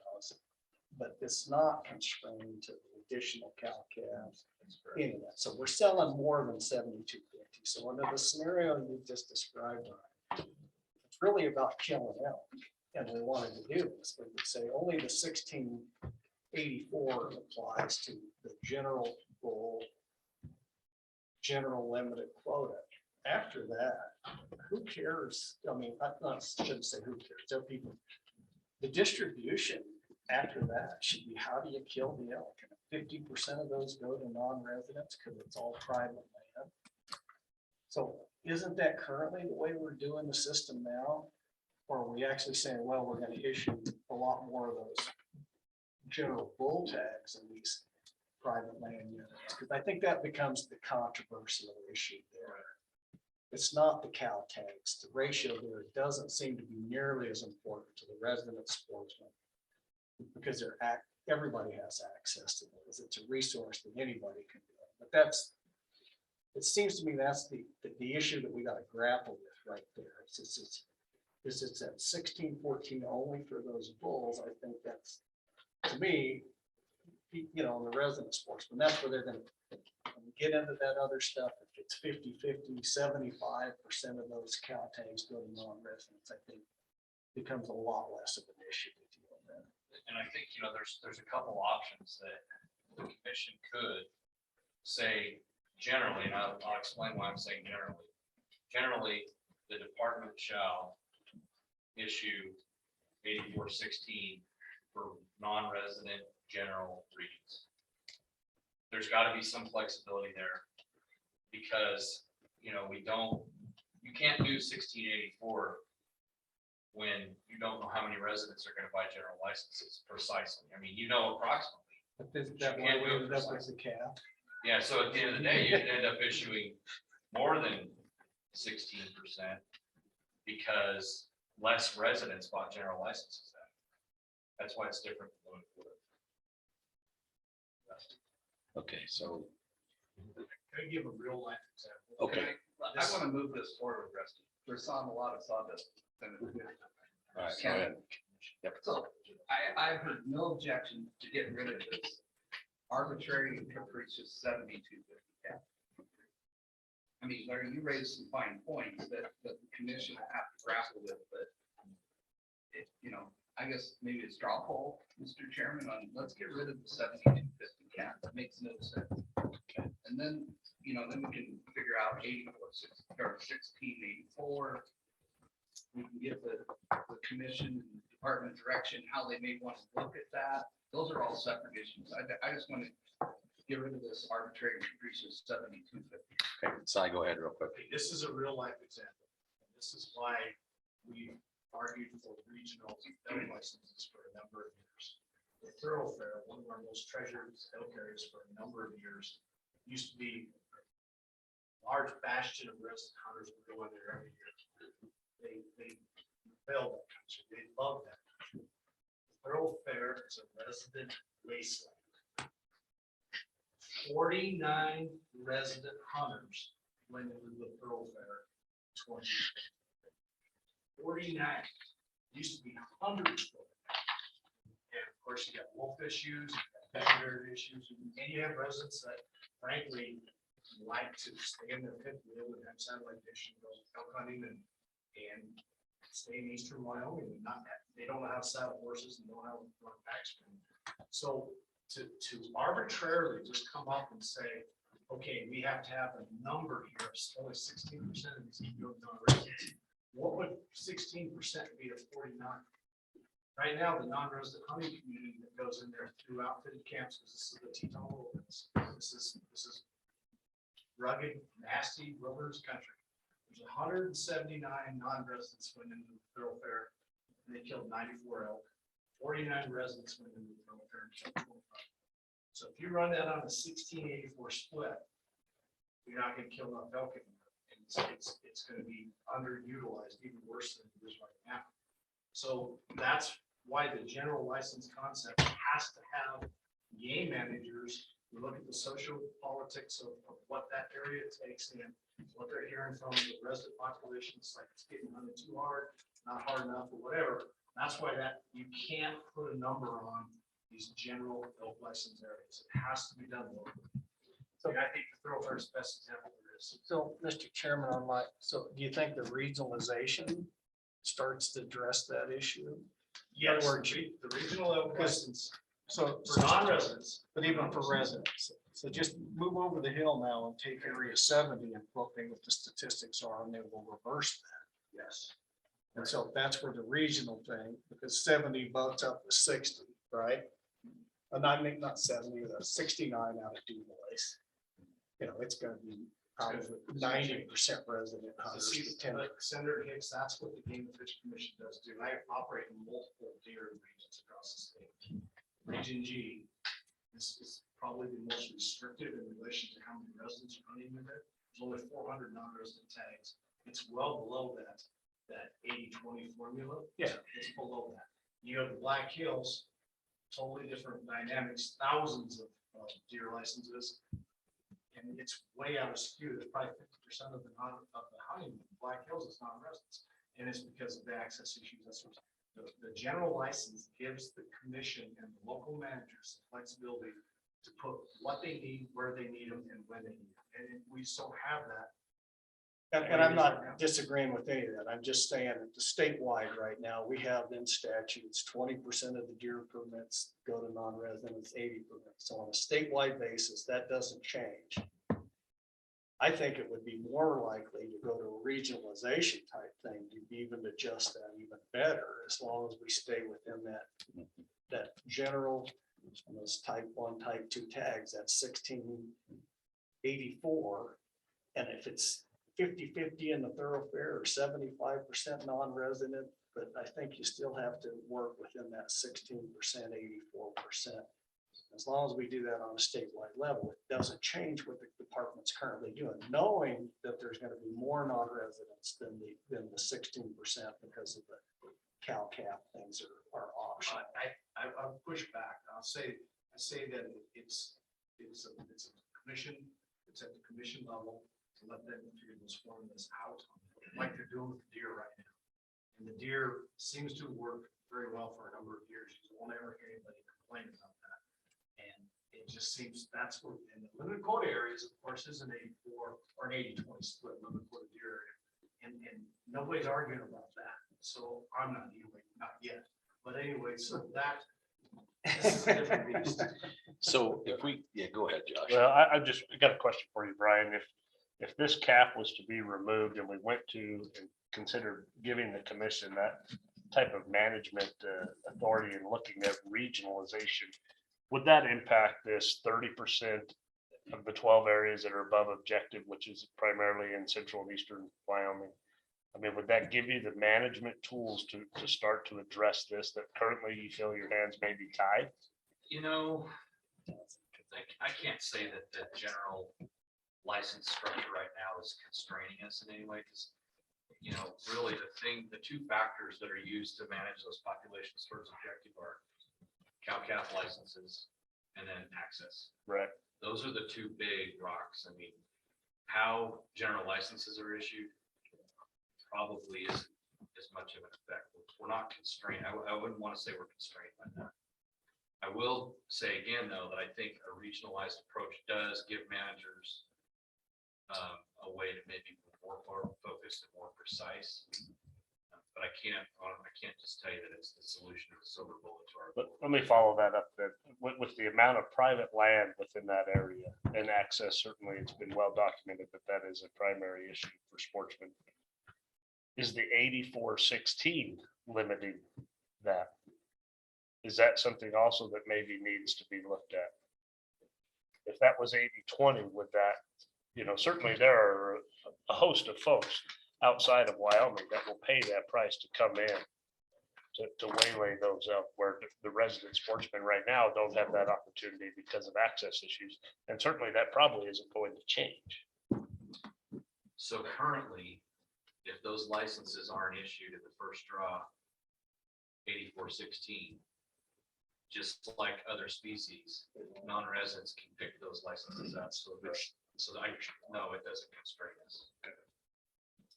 So it looks to me like I'm probably gonna feed right into what Pat's gonna say, because we need to, all right, okay, go ahead. You know, now, Josh, I mean, Brian, you're the last little bit of that discussion. Now you're treading in the sacred ground, okay?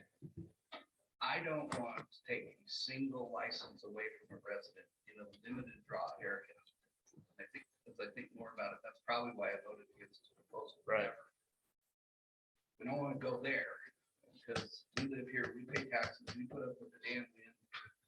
You know, we can make a lot more money living other places, doing other things, but those are sacred. We don't want to take those licenses away from residents. But I guess what I'm proposing is get rid of the 7250 cap, give the discretion to the department. If you have huge private land areas, someone from Pennsylvania will pay that rancher the trespass fee they're demanding. They will pay an outfitter who has that land lease to go hunt on those. So I think at the end of the day, as long as we're not taking a single license away from a resident, with limited quota draw, I think the commission would have this discretion. We are solving our elk problem. I think it helps with the problems we have with huge overpopulations of elk. With those. So in my understanding, when you went through this 20 minutes ago about your two recommendations, this would have been almost the exact same thing you guys dealt with in 2018. And so if we're making a recommendation, we're basically recommending that you do the same thing that some of the commissioners didn't vote for in 2018, but we're now recommending that you relook at that basically. That's essentially what your recommendation, the task force recommendation. Anybody opposed to that? So I go have ahead. a quick question for Brian. I guess my question is, we have a lot of questions about access, but if it's private land, do you have an idea of how many of these private landholders just say, hey, I don't care, I don't want a trespass fee, I just don't want anyone on my land, and then they all run there and hide, which is what I hear some of the story. Or they're like, yeah, most of it is pretty willing to let people come on if they pay this trespass fee essentially. I mean, do you have with all these areas, do you have a general idea of how much access can be obtained on private land? I can tell you that if it's doable, what's left are the things that are the lands that are really, really hard, or we will never have an opportunity to have access. There, and the trend line is up towards landowners who are non-traditional have different choices they make on their land, and they don't allow a lot of access. That trend line is going up. From the folks that came and talked here last meeting, the folks that were concerned about all the elk, a lot of their problem is because they're surrounded by, I call them elk refuges, where the neighboring landowners, their values are not, they don't make a living off livestock. They have livestock, but they make living in another way, and they want to have lots of elk, and they don't want people running all over the place. So that's a lot of the issue in the ranches that surround those folks that came and talked to us last week. So like Elk Mountain. Elk Mountain, Iron Mountain between Cheyenne and Laramie, some of the areas in Laramie Peak. There's a lot of areas up in Adams Country that are like that. Black Hills is probably, that's a perfect example where you have some real challenges because a lot of the parcels are smaller. And so it's harder for a willing landowner to get access and actually be effective because they're smaller parcels of land. So my question is there anything that we can help with as far as that 2018 discussion? Is there anything that we can add to that, or would it be beneficial for us to go out for public comment, or are we better off just saying, you know what, we want the commission to just look at that again, and you guys go through the process of taking public comment and all of that, and doing the whole process again? I guess I'm curious. We can make that recommendation to you guys, and if that helps, which I would hope, but I don't, help me through that process. Do you want to say something? Well, I was just gonna say, I think any recommendation that comes from this task force, regardless of whether it's had public comment on it before, it's new. This is new stuff for a lot of folks. Sure. I think if we make it as a task force recommendation, it goes out and public comment comes to us, and then we make the recommendation to the Game and Fish. That's where I would be on it. And I would concur with that for the reason that we have done everything this first time in weeks that I've agreed. Just want to note that. So, everything else we've done on this task force has been with significant public comment.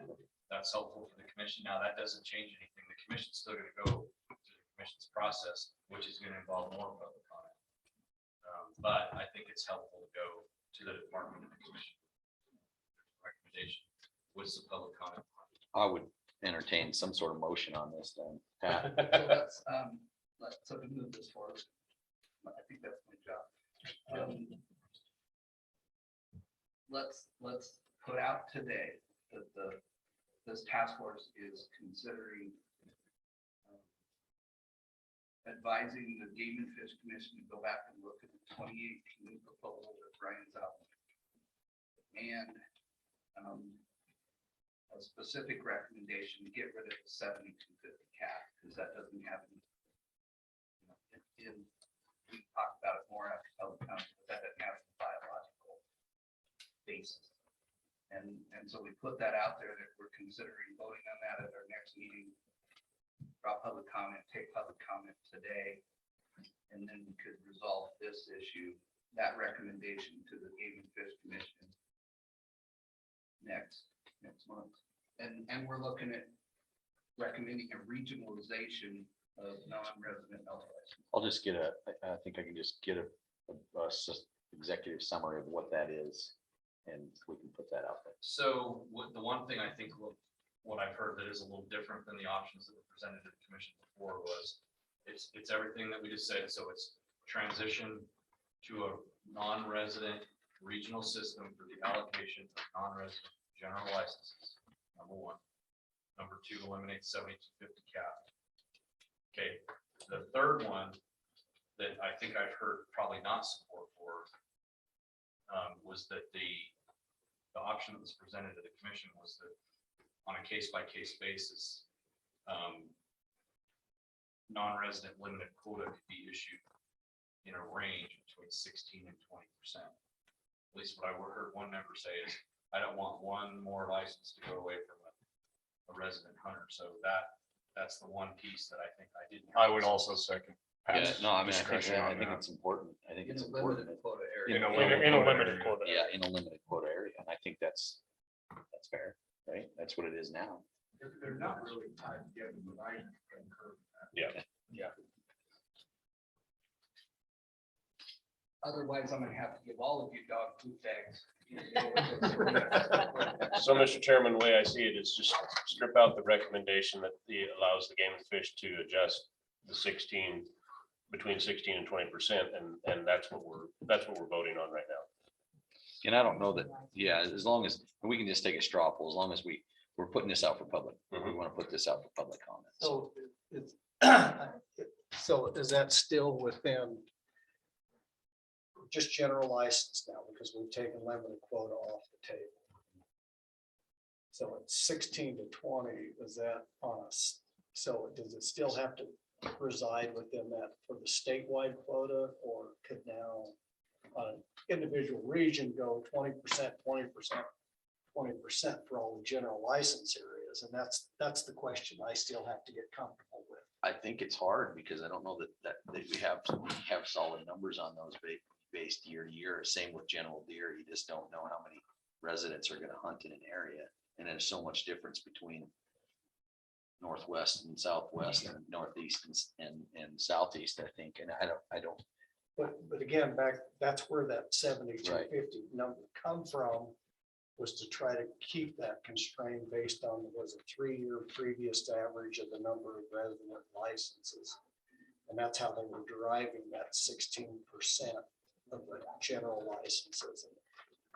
And that's what I'm trying to understand. It's just, Let me see if I can. if there's a way to get rid of the cap, but still meet the spirit of the 1684, only for those general licenses that are targeted for. And that's the task force's desire. I think there's got to be an additional portion added to this. But let me just be real clear about how we can't make it precise. We don't know how many general licenses we're going to issue to residents. So, it could be a range, it could be plus or minus 10%, it could be 5%, whatever. Or it could be specifically a recommendation to use the past 3 years average and go 1684 based on the past 3 years average. That could be an option as well. But when Jennifer goes and does the draw for these licenses, she's not going to put 84 and 16 in a computer. She's going to put in 400. It's going to draw non-residents. It's going to draw 400 non-residents. That's why it's got to be can be precise. So, Mr. Chairman, so Larry, your concern is you don't want to see the general license exceed 16%. Is that what I'm hearing? On a statewide basis. Statewide basis. But allowing for the flexibility. And that's a plus or minus, right? Yeah. It's not a hard concrete because it's based on previous. Well, I think that's the goal for everybody, but I don't know that I don't even know if we're there on deer, general licenses, because we never know how many people buy general license deer until the day of the season, until after the season, how many, but it'll be similar for elk. And I don't. Well, that's what I'm trying to figure out. We already I have a think system. They go through a season works. setting. Why is this any more difficult to say if we do 2080 for deer and it works already? That's what I mean. I think it's. We know it's more than that because all those undersubscribed resident licenses roll in anyway. Well, I think it's really. I just similar. think you set the parameter and say, this is the parameter. We know it's going to deviate from that because of the underprescribed. That's all happening already. And as long as we've got the parameters in place, I'm fine with it. I just need to understand how that parameter fits into this recommendation. Is the parameters in the recommendation No. the exact same as general deer? You know what I mean? I think that's a detail that we sort out. All we're talking about is going out to the public saying, we suggest regionalization of elk budget. We suggest getting rid of the 7.2 fish cap. We don't want to take the single license away from the resident sportsman in limited quota area. And we figured that out later. I mean, we've already sinned. I think you would agree that with that, Larry, that that's a sin. I mean, in cantaloupe, deer, you have undersubscribed areas, so we're not strictly issuing licenses for 80/20 for deer or antelope. And we've already sinned with regard to elk, I guess, if that's a sin, because we're giving out boatloads of other types. I think that's a detail we can discuss. I think it's a very valid point that we ought to discuss, and be clear about, but I don't know it's necessary today to answer that question. You can strike me down if you want to. You're No, I just think we need to get it out there in the public, but the more concrete proposal you have, the more targeted the comments will be. And my concern is this, so I'm not opposed to this. I'm just trying to think.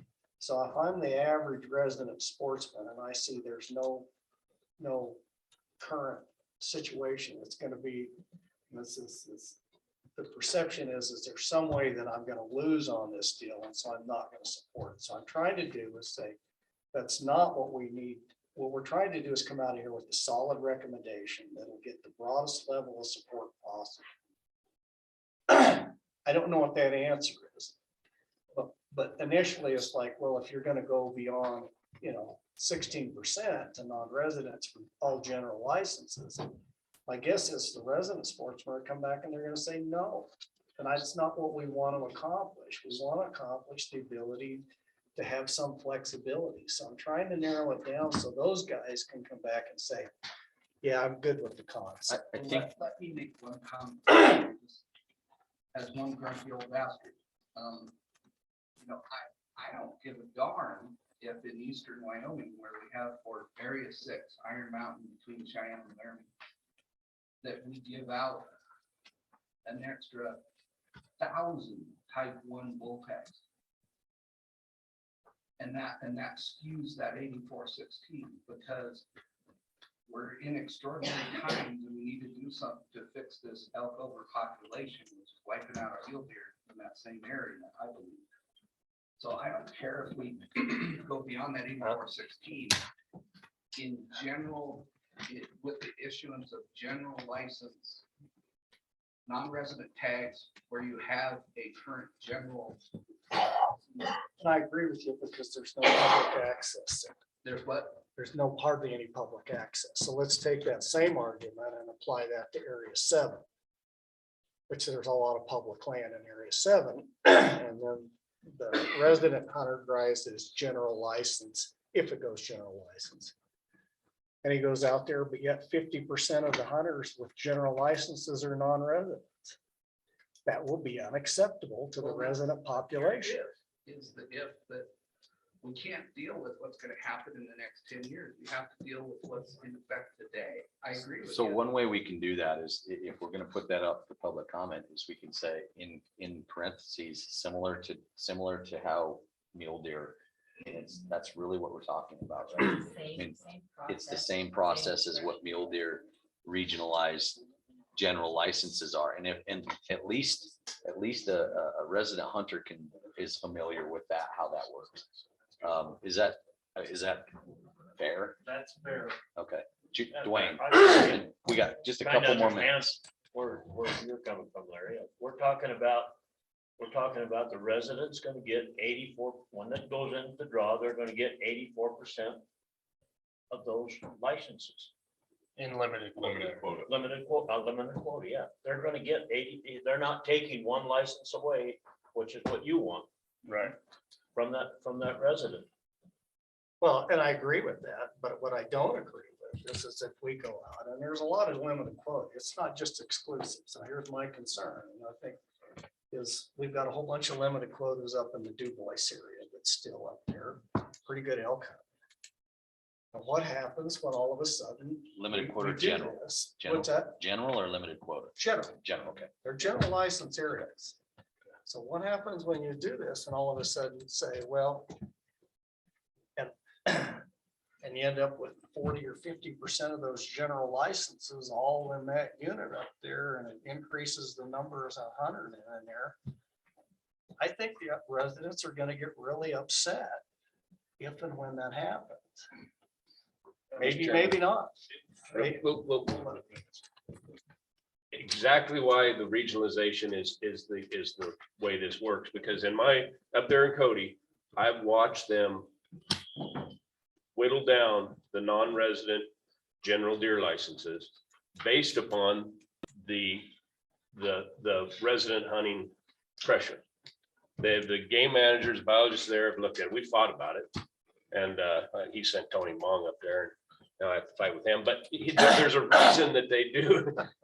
But that gives them the tool to draw that down. And it might be, I haven't looked, but it might be less than the 20%.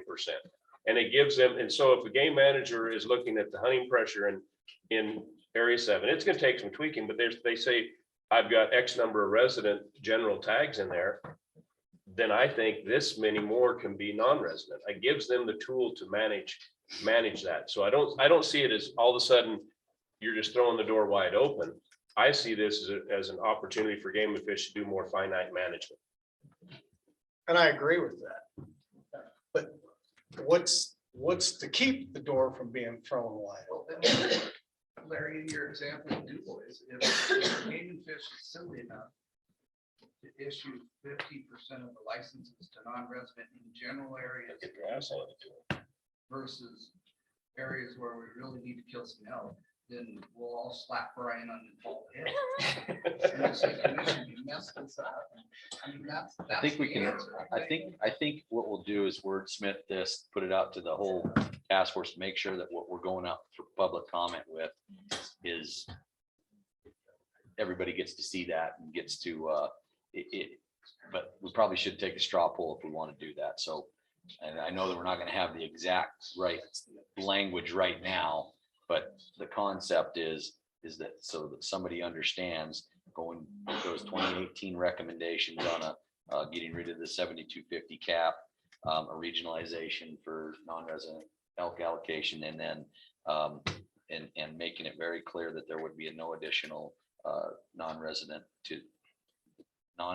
limited quota tags, and basically saying that it's going to be the mule deer basically what that system would look like is what it looks like for non-resident mule deer right now. If you're okay with that kind of language, we'll put it out to the group, and then we'll go out for public comment if you're okay with that. Okay, all right. Rusty, my only comment, and that this is aimed directly at me. Sorry. When you put it out to the task force, there has to be an end date. I've had great frustration when you put stuff out to get the language fine tuned to go out to public, that it never goes out to the public in a timely fashion. So when you put that language out, I would suggest the chairs. I'm gonna get some help. I'm gonna help get some help. Brian and Todd and Josh we'll team up on, because we have quite a few things that need to go out. Yeah. So and we'll try to get that done next week to go out. But I guess just to turn the corner, you Okay. set a date. Thank you. And say, Appreciate that. we need your comments by then, and it's going out this date. And if you don't comment or get your comments in, because we all have fine tuning stuff that just delays that getting to the public. That's important. Okay, so we're gonna queue up. Thank you for that. We're gonna queue up Joe to talk about some deer, elk, and antelope for a little bit, and then we're gonna do some public comment, and then we're gonna adjourn this meeting. So I know that sounds like it's really quick, but it's 10:30 and Joe's got 30 minutes, and then we want to allow some public comment time and then try to get everybody out of here with some close up items before we go.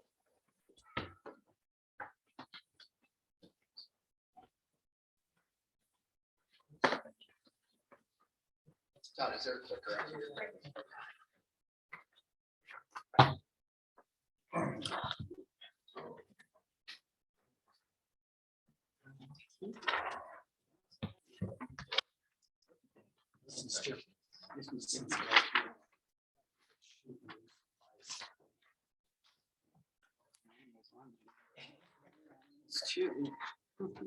All right, so half an hour to everything. Honestly, I think, first of all, Mr. Chairman, Mr. Co-Chair, for just giving me an opportunity to get something going here. You know, kind of monitoring the last 9 months, 10 months of our work. You know, and there's this interest, there's some big things that I'd really like to see get going. So I'll be, full disclosure, my hope is after we're done here, we get a task force that's working on a couple of the issues that I'll present here. So I wanted to just keep a conversation about the allocation of resident, non-resident licenses as they pertain to animal, deer, and elk.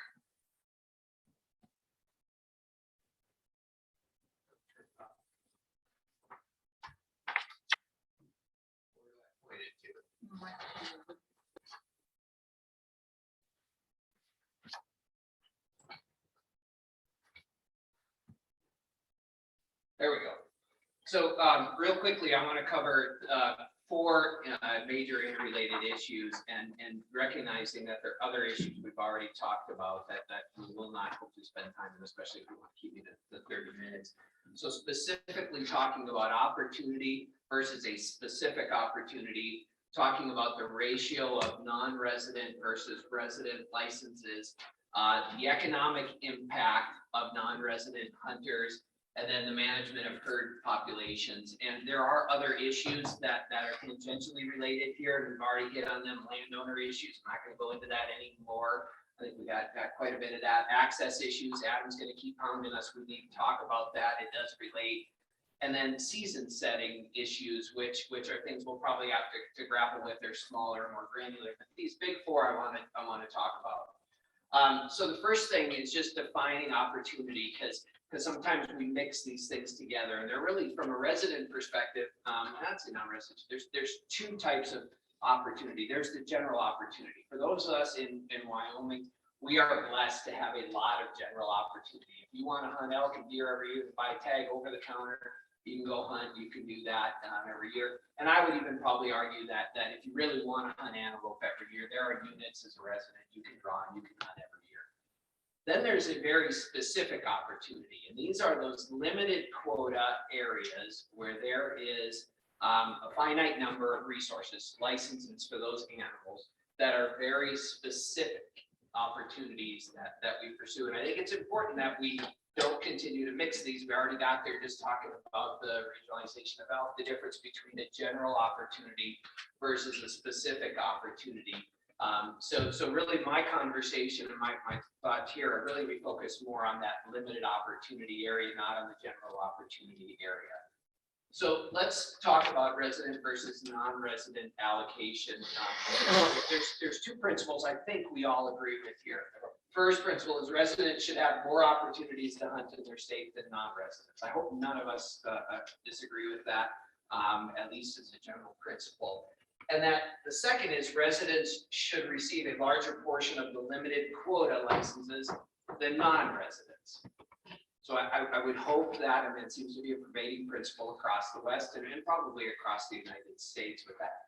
The question that we continually trip over is what's the right proportion? So I shared with you the analysis. You saw this for the big 5. This is the analysis for antelope, deer, and elk as it pertains to the ratio of resident to non-resident license allocations by state. This graph just basically shows you Wyoming is the yellow, the western state averages is the green, and then if you see the little blue, it just means that some states have a specific set aside of or a process in which outfitters are able to allocate a portion of those funds through a contractual relationship with a hunter. And pretty consistent here outside of Colorado for the most part. Wyoming issues a larger share or allows a larger share of these types of licenses to go to non-residents than residents when we compare to the western states.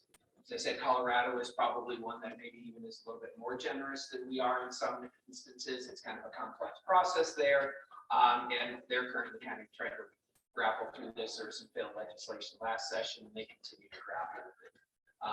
But in general, this gives you an idea of where Wyoming ranks. Now, on that handout that I provided you, all those notes that are at the bottom of it kind of explain or try to explain some of the unique nuances of each and every additional state that's there. So here's something worth considering. So it's almost Easter. We like jelly beans in our house. And so we use this as an analogy because I think you're going to hear this over and over and over again. Okay. So if you take jelly beans and we set aside a chunk of them for the resident first choice, right? I want the first choice at that chunk of those jelly beans. Those are the ones that I get. You set aside a portion that are for the non-resident first choice. So again, limited quote, all that wonderful stuff. So many residents come in and they pick the ones they want, non-residents pick the ones they want. So that's the ratio at that first choice. You put them on the table, everybody comes and we're gonna get our jelly beans with this. So if you're like my house, we hate the black licorice ones, right? So if I can throw them out to my family, to the residents, and there's a good chance there's gonna be black licorice jelly beans left over sitting on the table with that. Now, we might find that a non-resident says, hey, I like black licorice, I'm willing to pick that up and I'm gonna take it. That's gonna move that jelly bean over, and then maybe dad says, okay, I'll just eat one and choke it down. I share this specifically because what we do to set ratios at the start for license allocation and what actually it looks like when everything's been all built out is very different. And we're going to continue to battle with this, and we're still struggling with this. So at the first choice, what is that ratio? And after you go through these iterations of the draw iterations, that allocation ratio may have to change for very, very specific reasons. And so as we navigate the conversation around what are these ratios, what do we do, please know that I'm talking about that first shot out of the gate, not necessarily what game and fish or what we have to do to make sure that all the jelly beans get allocated. Fair? So interesting, here Wyoming, this is one of the things that we love about this state, right? Hunting is incredibly important to us as a culture. Incredibly important. This gives you a look and you can see, so this is just a basic ratio of resident hunting licenses or hunting licenses residents per resident population. And you can see other than Michigan, which is significant, where we rank just below Idaho, Wyoming, Alaska, and North Dakota.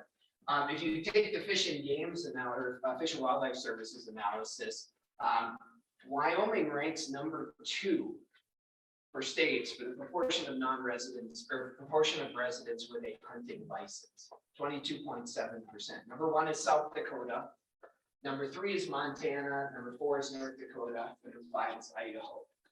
And so when you start talking about hunting and hunting opportunities, specific or general, Wyoming is at the top of the United States when we talk about residents, culture, and belief in hunting. And I share that because this is a very, very important part of our culture, and specifically for those people that choose to live, work, and play and raise families here in the state. So let me move to the second interrelated issue. This is the economic impact of the non-resident hiring. And in general, I think the principles that we probably agree with is we are blessed as a state to have wonderful natural. Wyoming is truly blessed with that. We love to share them with the visitors for the most part. We love to see them come. Sometimes we love to see them leave, but we really love to share them when we can benefit economically and it can help pay for our roads, our schools, our services, and all that great stuff. The second principle, though, that we have to recognize is non-resident hunting contributes to the economic impact of the tourism industry and ultimately to the economic impact or economic makeup of the state. I think those are fair principles, but let me put it into context. And I share this just to try to get, I feel like a lot of times we are held hostage by economic conversations. I see this play out in the legislature, and we throw out numbers and we get very fearful about what that may mean. And I just want to put this in context. So this is the state's GDP by industry for 2020. And if you look at it, agriculture, forestry, fishing, and hunting is 2% of our economy in 2020. Arts, entertainment, recreation, accommodation, and food services is 4% of that economy. So between those two, they make about 6% of our GDP. It's about what the construction industry and the retail industry contributes to our GDP. Now, if you break those out then, ag, forestry, fishing, and hunting industry, 90% of that goes to farming. And so that leaves about 10% of that 69 million roughly to forestry, fishing, and related activities for contributions. When you look at arts, recreation, accommodation, food services, Accommodation and food services is significant. It's 57% of that 4%, so a little bit more than half. So it's a large portion of it, and there's no doubt that accommodation plays a role in what we do. But again, I want to put that in context. So using the wonderful report from Wyoga and some of the data that was in there, I just ran a quick analysis to give you an idea. So one of the statements was there, big game hunters, if we all took our dollars outside, our economy would shrink by $339 million. And so that's resident, non-resident guided, non-resident, non-guided, all that good stuff. So put that into perspective. In 2020, the state's economy was 36.3 billion. We lost all 339 million of that. That's less than 1% of our economy.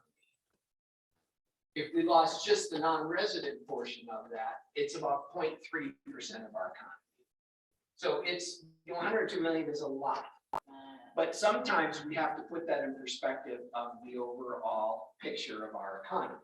Now, before I have to borrow Pat's bag, because the outfitters in the room are going to start throwing stuff at me, here's something worth considering. And this, I think, was what was really surprising in the Wyoga report. So without a doubt, if you look at spending contributions, guided non-residents are spending a pile of money when they come to our state, without a doubt. And that's something to consider when we look at overall economic impact with that. Here's what's surprising. Resident hunters, based on total number of resident hunters, the spending in that report, spend more than the DIY non-residents when they come to the state. You look at the other analysis there for sales and local taxes, salaries and wages, economic contribution and retail sales, without a doubt, especially the economic contribution, guided non-residents are the ones having an economic impact on our state, without a doubt. After that, residents are spending more than DIY non-residents. And it makes sense, right? Senator Hicks and I, we're the guys, right? We pack up our truck. I go to Montana, he maybe goes to Utah or something, throw the tent in the back, show up on BLM, set up a tent, eat the bologna I bought at King Soopers in Cheyenne. And I might buy a tank of gas and I might buy a beer at the bar to do that. I'm not spending the money. Now, when I go to Arizona or someplace where I'm hiring an outfitter and they're putting me in, I don't get the 4-star lodges, but they put us up night accommodation, I'm spending more money to do that. And I share that specifically because this is the person we're competing with as a resident hunter, the DIY non-resident. And I'm that guy in other states, I get it. So I understand that.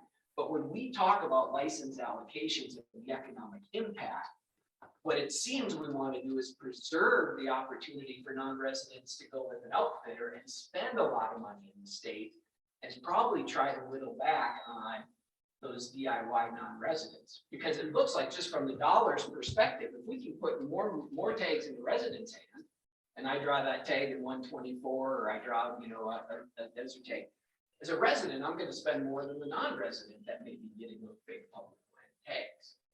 So again, from an economic perspective, we have to start thinking about this a little bit more surgically, a little bit more specifically, instead of just kind of flowing into the broader rhetoric. The last thing, and I'm not going to spend a lot of time on that, it's just the general principles about managing herds, because I think this is an issue. So we recognize that allocating licenses in hunting is one of the ways that we manage the herds. And it's certainly one of the ways that we fund fishing game and all the great work that they do. And economic impact aside, there is no doubt that the non-residents, one of their big pieces of spending, DIY or not, is a license. And those license and point fees fund a significant amount of money for game and fish. And I don't remember, Jennifer had a presentation when we looked at the 90-10 before, and it could be significant. So there is some things to consider here. So non-resident license revenue are crucial, and unallocated licenses will negatively impact the game and fish's budget and probably the ability to manage that. And so what we do, again, is those jelly beans from the first grab at them versus what's left, and we have to allocate all those things, have to be considered differently. And it's one of the reasons why ratios become so problematic. So, Mr. Chairman, this is really where I'll show these two things. So these are just, again, what we've talked about with the availability of leftover licenses in the region. Not surprisingly, for elk and antelope, they exist in largely areas with significant private property issues there. And so we know we have some challenges. We talked about them, what's left over. I know there's interest in residents having the first choice at them. maybe that works, maybe that doesn't. At the end of the day, what we have to do is make sure we get all those licenses sold and allocated.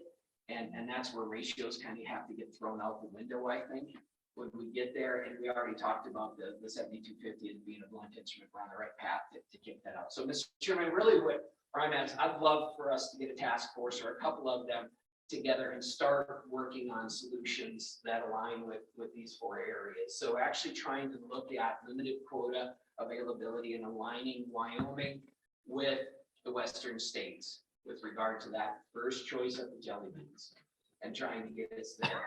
I think it's worth, and I know the folks think that there's already been some horse trading. I wish there was, but we're not very far on it. I think it's worth us talking about ways in which we can encourage non-residents who come to Wyoming to hunt to go through a guide and outfitter. That's where the economic impact to our state is, not those who just come DIY. We already talked about removing the 7250. Sounds like we're on the right path there. And then thinking about what we do after that first grab at the jelly beans and coming back with specific recommendations. What happens with those leftovers?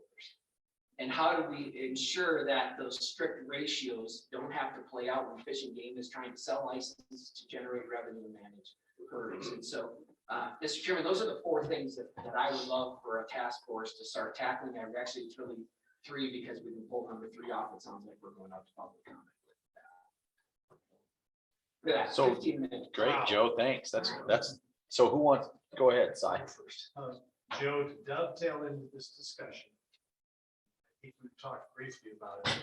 I would like to indulge the task force to schedule time on May 23rd in our next meeting.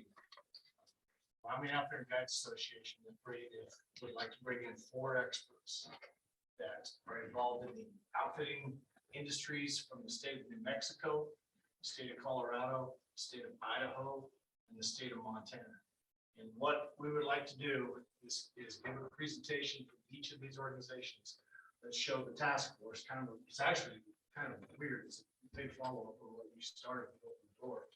But to show how those states manipulate the way the licenses are issued and how it benefits they're all different, how it benefits the outfitting industry in those particular states. Now, we're not bringing in experts from their licensing sections because licensing people have a tendency to go, no. Don't. Careful, careful. They look at this from more of a sterile clinical deal. And what these experts are going to do is show you how those particular systems work and how the outfitting industries have learned to utilize those systems. So in essence, of those 5 states we're talking about, we're going to be able to show you how Wyoming is different than Montana. You know, the number of licenses Montana issues and how many of those end up in outfitted camps, how their preference point system works. Not the Idaho first come, first serve. If you're booked with an outfitter, you're the first in line for an elk license. Colorado, they have areas that 52% of the tags are going to non-residents. Their outfitting industry is flourishing in Colorado. And New Mexico, which a lot of this is based upon, it's not a 10% allocation. The New Mexico outfitting industry is a private landowner license industry. Very little, has virtually nothing to do with the draw. That's where their licenses come from.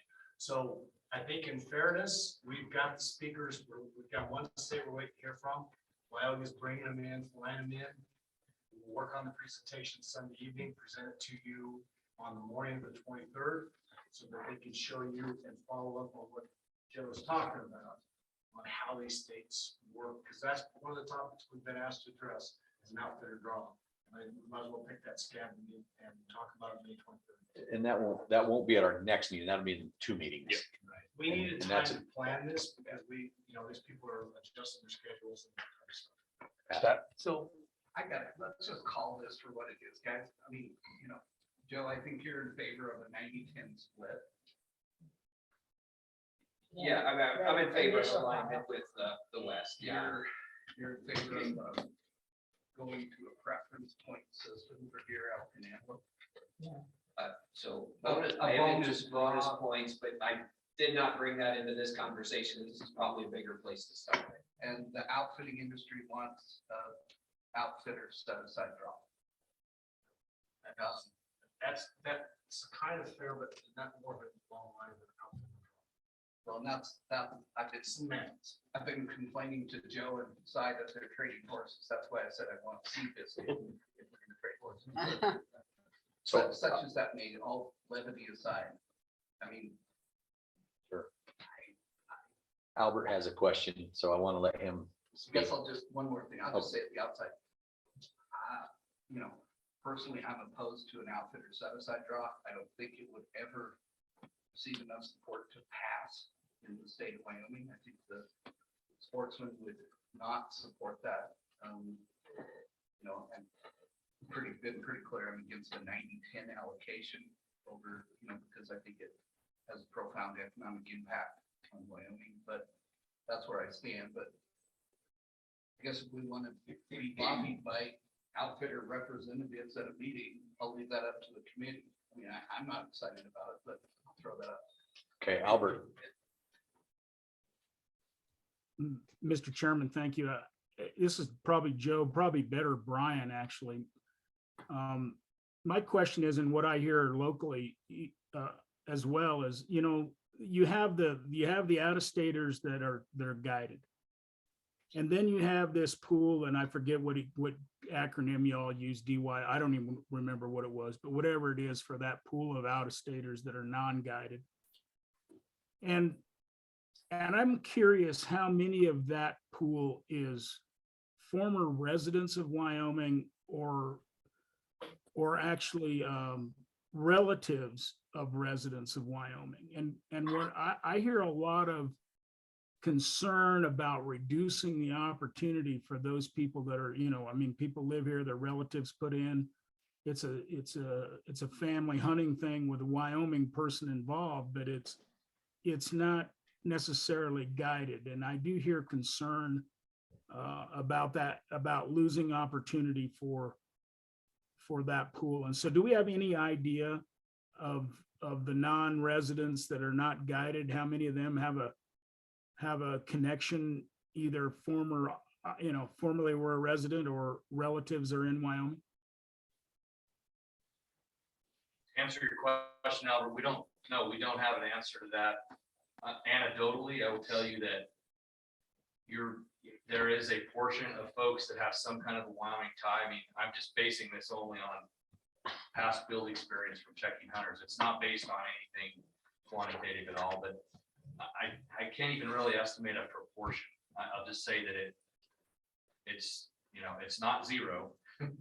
There's definitely a lot of folks that leave our state, or their kids leave our state and they come back to hunt. And then there's also, you know, folks that may have never lived here, but they have family here and they come for that reason. But I don't even know how we would mine that. I'm trying to figure out. So, Mr. Thinking Chairman, about the data that we collect, I don't know how we mine that. so I think that part of that answer is pretty easy. It's a phone call to Montana, who has their Come Home to Hunt program, which gives previous residents an opportunity to take their percentage of hunter and their population and how many ever those issues. It's going to be similar, probably Wyoming. So I think that data with our next door neighbor, we can find out some of that on that Come Home to Hunt program. And they can probably give us an idea of how many licenses do they issue for that for the individual species. So I think we can draw some inferences from that, Brian. It's just, but the only place I would know to look, because they do have that program and it's been in place for a few years, would give us at least a relative idea. Was it 5% of the non-residents? Is it 2% or 10%? It'll give us at least a shot at something that we might be able to find that out.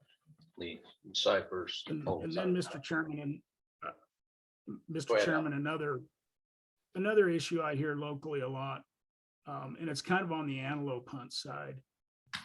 Obviously, it's nothing like eastern Wyoming. I mean, the antelope are hunted on public land for the vast majority of antelope hunting occurs on BLM land or forest land in western Wyoming. But what I hear is that, you know, the same 10, and I'm just going to pick a state, and so if people want to beat me up for it, they can. The same 10 Texans come to our county every year, and one of them has a tag and I haven't drawn an antelope tag for 15 years or 10 years or whatever the number is. And I don't know if it's tied into the group deal. I don't understand all that, but that's just a concern I want to throw out there, that I want to understand how these groups of out-of-state people seem to find a better way to access the system than our local person does. Or is that just a false perception? No, so Albert, we're gonna go aside, but I think that probably has to do with some sort of database that has people that have preference points, and they can average those out and be at the highest preference point and draw that tag. So yes, in a sense, they're playing the system, but they're not playing illegal. They're playing it, you know, how it's set up. So anyway, go ahead, Si. So I know that number. So the representative that's coming from Montana has that number. I don't want to pop his bubble when he presents it, but it's going to be shocking. Well, Si, and that's great, but I'm a trust but verify, so I rather have the department call the department versus somebody that's gonna advocate for a position one way or another. And I'm not saying that they wouldn't give the exact number, but it just gives me a little comfort to have the department make that comment. It's a great idea. It's a great program for Montana to work with, but it's incredibly underutilized from what they anticipated it would be. And then, to answer Larry's question, that's a really in-depth question. It goes area by area, and there's probably more misperception as to how that actually happens in areas where you're at. And it's awesome. Areas in eastern Wyoming, it's 0 and 1 point to draw. So you have to take hours just to dissect this conversation. So Lee, and then One of the hidden benefits of an outfitter draw ties directly back to the folks wanting to come back here that've been from here, or the guys that has an uncle and a neighbor in out of state, is that back in the day before preference points came along, and I had some way of gauging how many hunters I could draw and how many I'd need, I overloaded the draw. If I needed 40 hunters, there was times I booked 30 in there. So if you have an outfitter only draw, I'm going to put in what I need. I'm not going to load it up. Luckily I don't do a lot of limited quota stuff. There's guys sitting out here that do. They know how many extras they need to have in there. So if you pull those extras out, the unguided non-resident is not competing with them. Their odds of drawing that tag increase. Mr. Chairman. Dwayne, and then Okay. I guess I'll take exception to Pat's remark on whether there's an appetite for outfitter only drawing. Back in the early 90s, we tried to get this passed through the legislation. We had support from the department first time. The Wyoming Wildlife Federation, Steve Thomas, I think was then, agreed not to oppose it. They wouldn't support it, but they weren't going to oppose it. We got it through second reading. On third reading, one of our own outfitters put a letter on every legislator's desk that this was going to make the elk outfitters in northwest Wyoming extremely rich, and we lost by one vote. The way we sold that was I went out to the whole industry, asked for a survey of what they needed to sustain their business. When that survey came back, we knew the ones that were loading it up or whatever, threw those out. It came up to be within 1% of what we were actually drawing. The whole idea of getting an outfitter only drawing was to keep the unlicensed outfitters from being able to participate in that draw. So it was going to hurt that aspect of the outfitting industry. the non-resident or the non-licensed outfitter. That's why the legislators on 2 readings voted to pass it and almost passed it on 3rd reading. So there was back then So, okay, pretty strong feeling that that would work. so we're gonna have a couple more comments here, and then we're gonna see what Joe wants to do on a subcommittee, and then we're gonna have to go to public comment. Okay, so Pat, then, okay. So I guess my opposition to an outfitter set aside draw is, I'm gonna harken back to what Albert said yesterday. Licenses are a privilege, not a right. They are a privilege, not a right. And we have a system that gives licenses to both residents and non-residents. And that applies equally to both of us. I don't know why you would set aside a portion of those non-resident licenses to essentially be doled out by a private industry organization. I'm very comfortable with the Game and Fish Commission and the department doing that. So that's my overall opposition. But Dwayne, I agree. There's a lot of debate needs to be had on this. And I'll continue to think about it, but there are many problems with an outfitter set aside. I mean, what percentage do you give to the outfitters? What are available for those regular non-residents like Larry Hicks and Joe that want to just come in here and hunt antelope on public land? I mean, and then as that demand grows, which it will, how does that percentage continue to eat up, what our non-residents can come? I mean, I understand it from the outfitter perspective. It lets you guys make a lot more money ultimately. And I'm not saying that's bad, but I don't think it's the right policy call to be made in Wyoming. Those are my thoughts. And let's have a robust debate about that. But So, And just to set the record straight, I'm not a revenue outfitter anymore.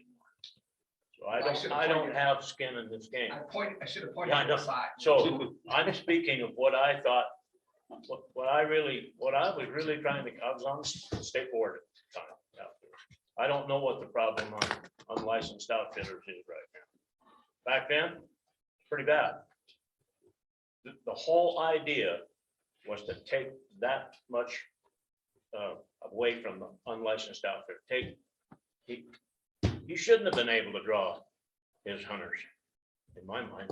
Well, the board should deal with that. But so, okay, so Larry and Adam had something That's a inside, and different then subject. we gotta get to Joe. Or, we gotta. I was done in 15 minutes, by the way. I know, you appreciate it. I'm just rocked saying, that. so- Go ahead. Yeah, I think it's a concept that has to be explored, and I think it's a concept that has to be explored in context of what Joe was saying. As an old horse trader, I've always found out that when you can do a win-win deal, you ought to take the deal. If there's a win-win deal here for resident hunters, and there's a win-win deal here for outfitters, I'm willing to explore that and see if there's something out there that will work to do that, because I think part of it comes back to what Joe said. It's the economic side of it. Those are the two economic drivers. And again, I'm a guy that hunts in almost every Western state, but Joe's analysis is right. When I go to Nevada or Montana or Colorado, I don't spend very much money there. And so there's the policy side, the distribution side. But if there is a win-win for the economic side for the outfitter industry and a win-win for resident sportsmen, I want to see if that deal's to be had. And so I think this needs to be explored. Adam. Just one comment on horse trading. Horse trading, horses are either 5 or 11.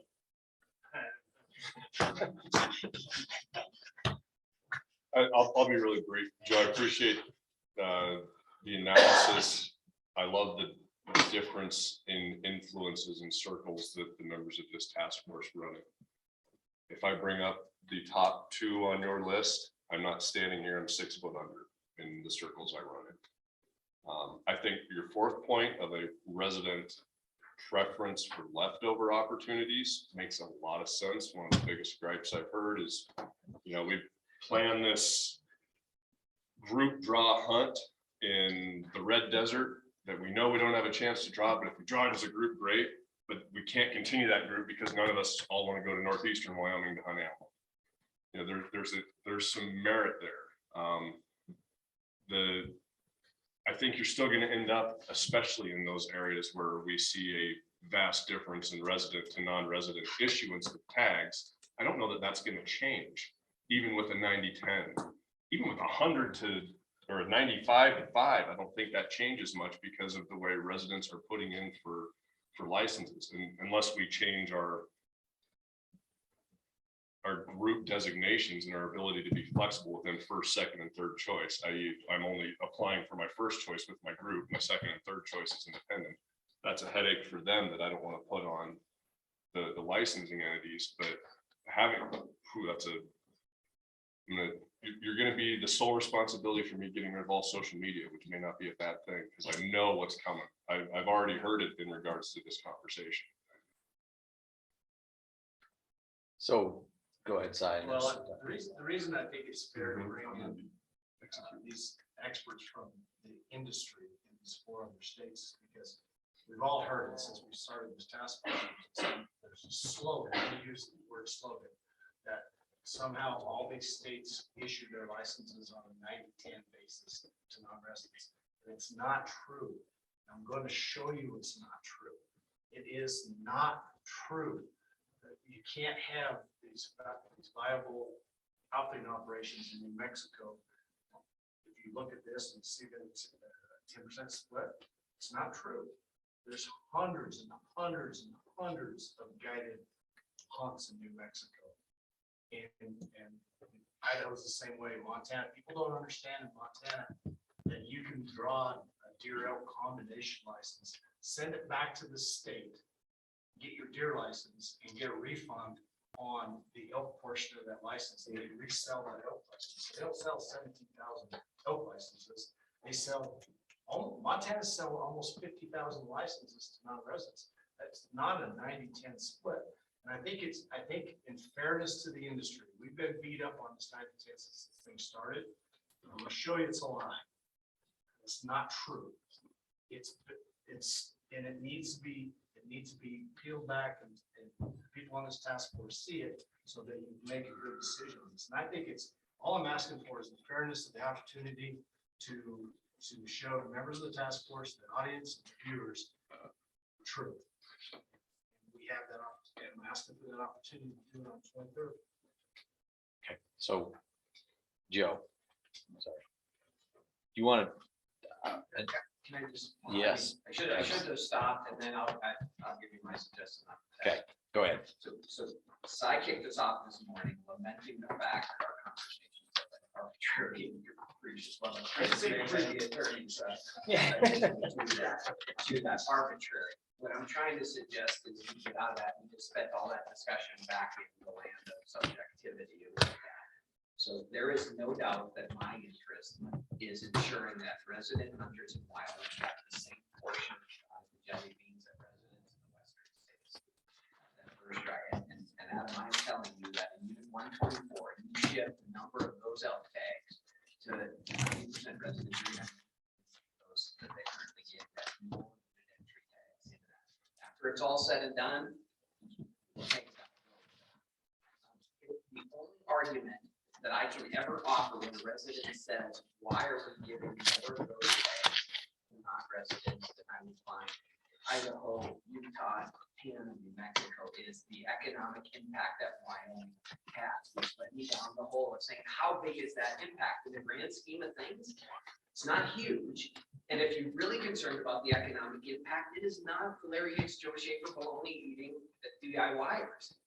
And so if we don't want to talk about the economic impact and set aside, you're not going to take any skin off of my shoulders. I still want more residents to have a shot at the larger portion of the jelly beans, without a doubt, to do it. But this is the rhetoric we've got to get at by looking at the actual data and looking at the numbers. And then, as I think Mr. Frank said, let's have that very rigorous debate. So Mr. Chairman, what I would recommend those that are interested in a very diverse perspective, Let's put a subcommittee together. Let's flesh these things out. And then at one of the next 2 meetings, come back and we'll bring a bulleted list of stuff that we can actually have a very focused, rigorous debates and civil discourse. So I'm asking for some volunteers to be on that. I will. Once again, I would beg the indulgence of the task force. Start this subcommittee after you get the other side of the story. The other side of the story hasn't been told yet. And I would ask that we start the subcommittee work after May 23rd. So Cy, will you do me a favor on that? Because I'm, this committee was not put together to deal with easy stuff. Right. Hearing that side of the story, I'm willing to do that. I think that that's important.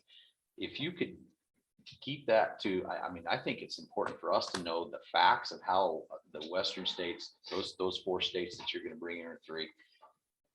I want to know the facts of how they draw and how their draw is different and how it actually impacts and how it impacts the industry, the outfitter industry.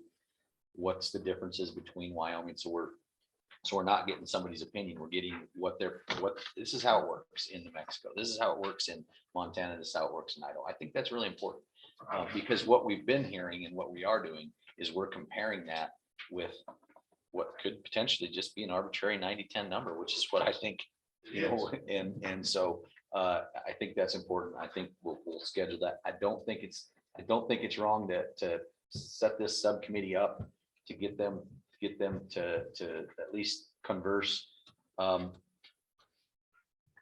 and start that work and continue it the next few months and with that. So I'm not opposed to continuing to have work outside of this. Joe's going to work on this no matter whether you tell him yes or no. So I think it's helpful for him to have some partnership in that. So anyway, if afterwards you can just get maybe the people that raised their hand and Cy and Tony and Josh and if anybody else wants, and then you guys can schedule. So after we adjourn, we'll just go through some, without the video on, we can go through some subcommittee dates and stuff like that. Ogden did express his wanting to be on the other subcommittee also. So we'll address that. And so Joe, thank you for that. I know you put that presentation together. It took you a lot longer than 15 minutes. And so thanks for your work and we appreciate it. Lisa, you had something. Not, sorry. I know you had your hand up. No, it's fine. We're going to start some public comment now. And so we have one person online and we have a few people in here. So we're going to start with Mike Schmidt. And if you could, we'll get you the microphone here so they can hear a little bit better.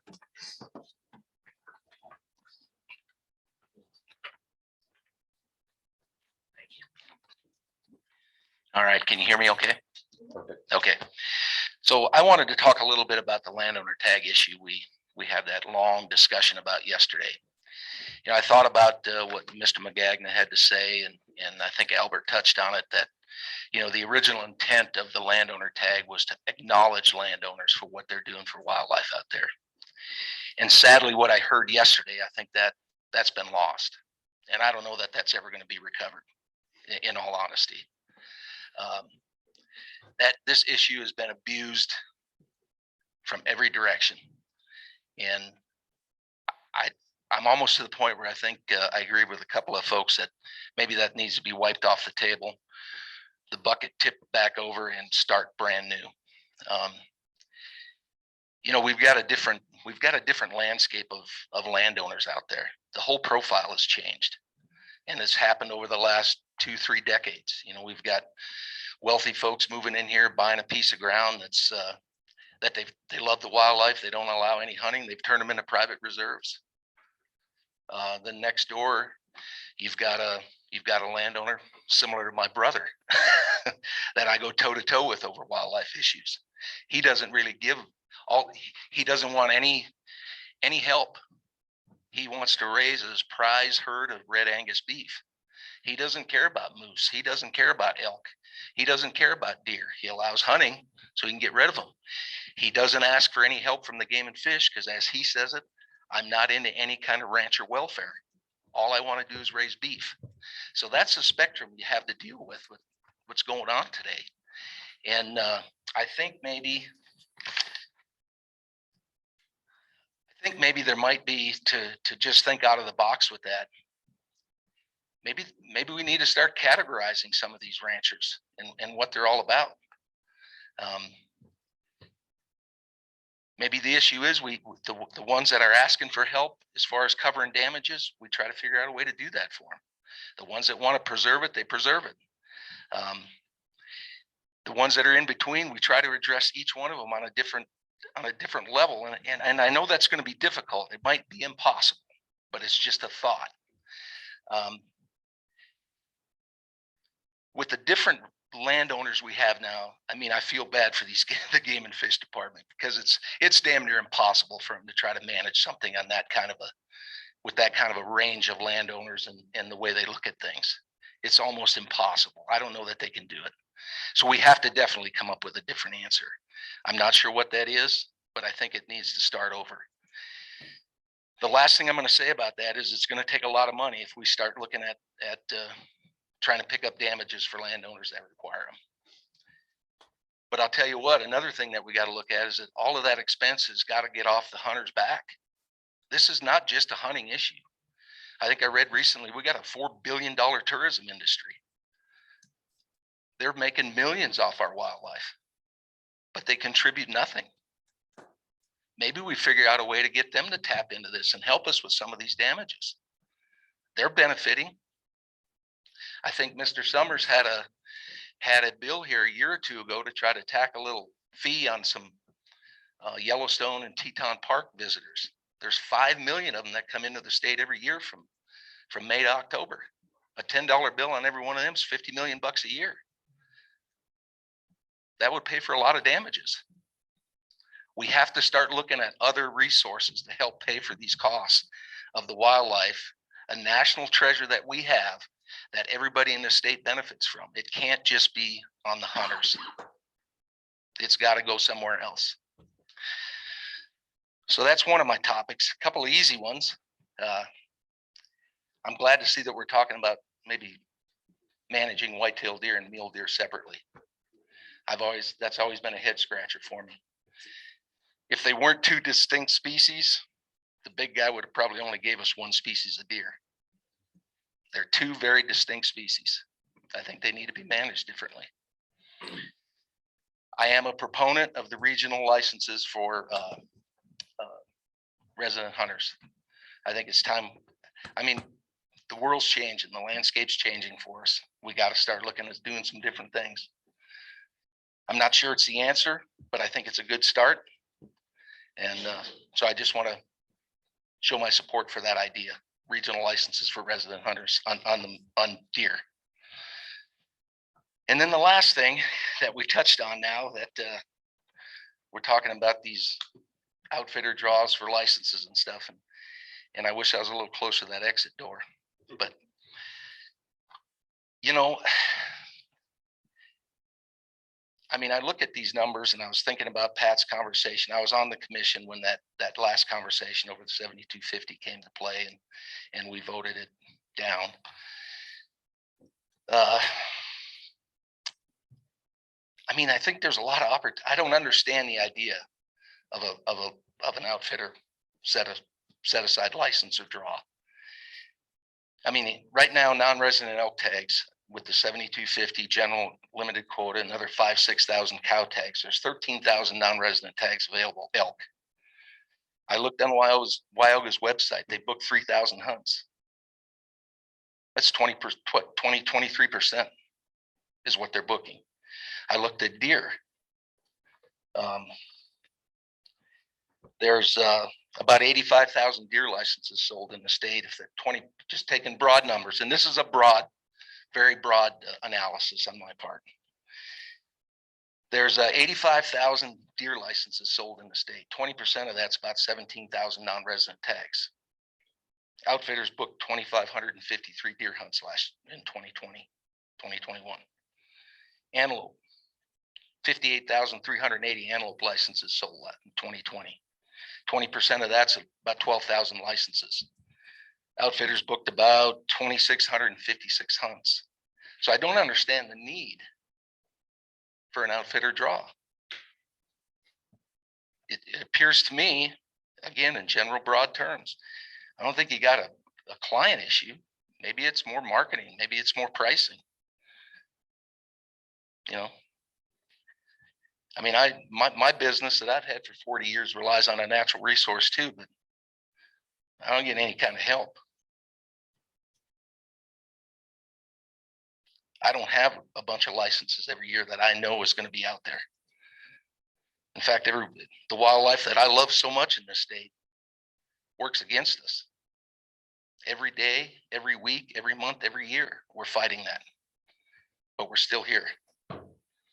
The outfitter business will still be here too. All right. Thank you for your time. Thanks, Mike. And I apologize. I didn't start the timer. I didn't give anybody a timer. So Fonzie, you're next. We'll try to keep it to 3 or 4 minutes. If we can, we got a few more and one online, and Wyatt's going to have his 3 or 4 minutes too. Thank you, Mr. Chairman. I'd like to thank all the members of the task force for your willingness to tackle these tough issues. They're not easy, and you ask one question, you don't get an answer, but you come up with 10 more questions. So, but thank you guys for your willingness to serve and volunteer. It means a lot. And I, as a resident and as a sportsman, as an outfitter representing a landowner, I'm very appreciative of that. Just some fun facts. When we were talking earlier about elk and landowner licenses, damages, things like that. And Cy pointed to the fact that, we like numbers. Elk consume 12 pounds of forage a day. When you take into consideration, if you've got hundreds of elk on a given property a day after day, that adds up to a lot. Being in the agriculture industry, buying $260,000 extra hay, that goes a long way when cattle prices are at lows, fuel prices are at a high. And all of this comes full circle with economic issues. Brian's presentation was very good. The DIY non-residents that come in don't contribute a lot to our economy, but they do some. In the northeast part of the state, the small communities, when it's hunting season, they have signs hanging out on their small businesses that say, "Welcome hunters." They're not keeping their businesses going year round, but they certainly contribute. And I know those small businesses contributed to the youth programs and youth athletic programs that my children participate in. So it can have a huge ripple effect. And, there's certainly not a one size fits all solution that's going to benefit or make everybody happy. But again, thank you guys for being willing to tackle these issues head on. Also with type 7 deer licenses, I know Monday night Rusty was there and I was there, and in Gillette at our season setting meeting, the Game and Fish is proposing to issue type 7 deer licenses. Those type 7 licenses allow for the harvesting of a mule deer doe. I typically try to get one of those licenses every year, and I shoot a whitetail doe on it just because I realize the precious resource that the mule deer are. So I try to protect them in any way that I can. And then also we hear from I haven't heard it here because I think you guys do a very good job of differentiating them, but a lot of time from public comment and public pushback, a lot of people confuse opportunity and outcome. And I think we need to make sure that those don't get confused and those definitions stay the same, that the society and the world that we live in today, we've been conditioned for instant gratification. And oftentimes that spills over into opportunity and outcome. So thank you guys for your time and for all of your hard work.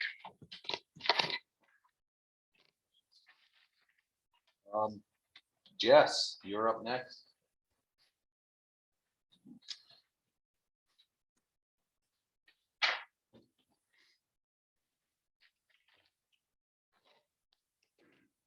Jess Johnson, Wyoming Wildlife Federation. Maybe I'll just stop saying this at this point. I wanted to give maybe a little bit of insight and some thoughts more from the 30,000 foot view here. As you know, Senator Hicks and Representative Summers and all of the other representatives and senators that sit on this committee saw, 9010, it didn't just sail through. It was work to get through. And I think we got lucky that that bill came out not looking like a 10-headed beast.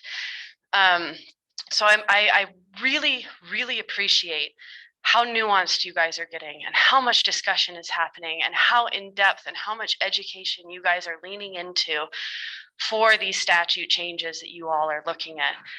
But I also want to recommend that you put that same level of in-depth and education into the stuff that we can do at the commission level if those bills fail. So if we're looking at, say, people are unhappy with their current opportunity, looking at, whether it's a 90-10 or an allocation discussion, people are unhappy with their opportunity right now.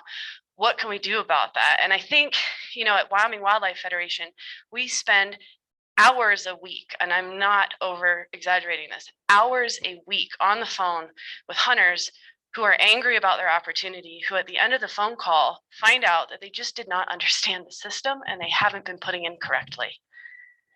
There is an education problem that is rampant in our resident hunters on our current licensing system that if we fixed that would probably fix a lot of what's going on with the unhappiness there. That is something we can do that doesn't have to go through the legislature.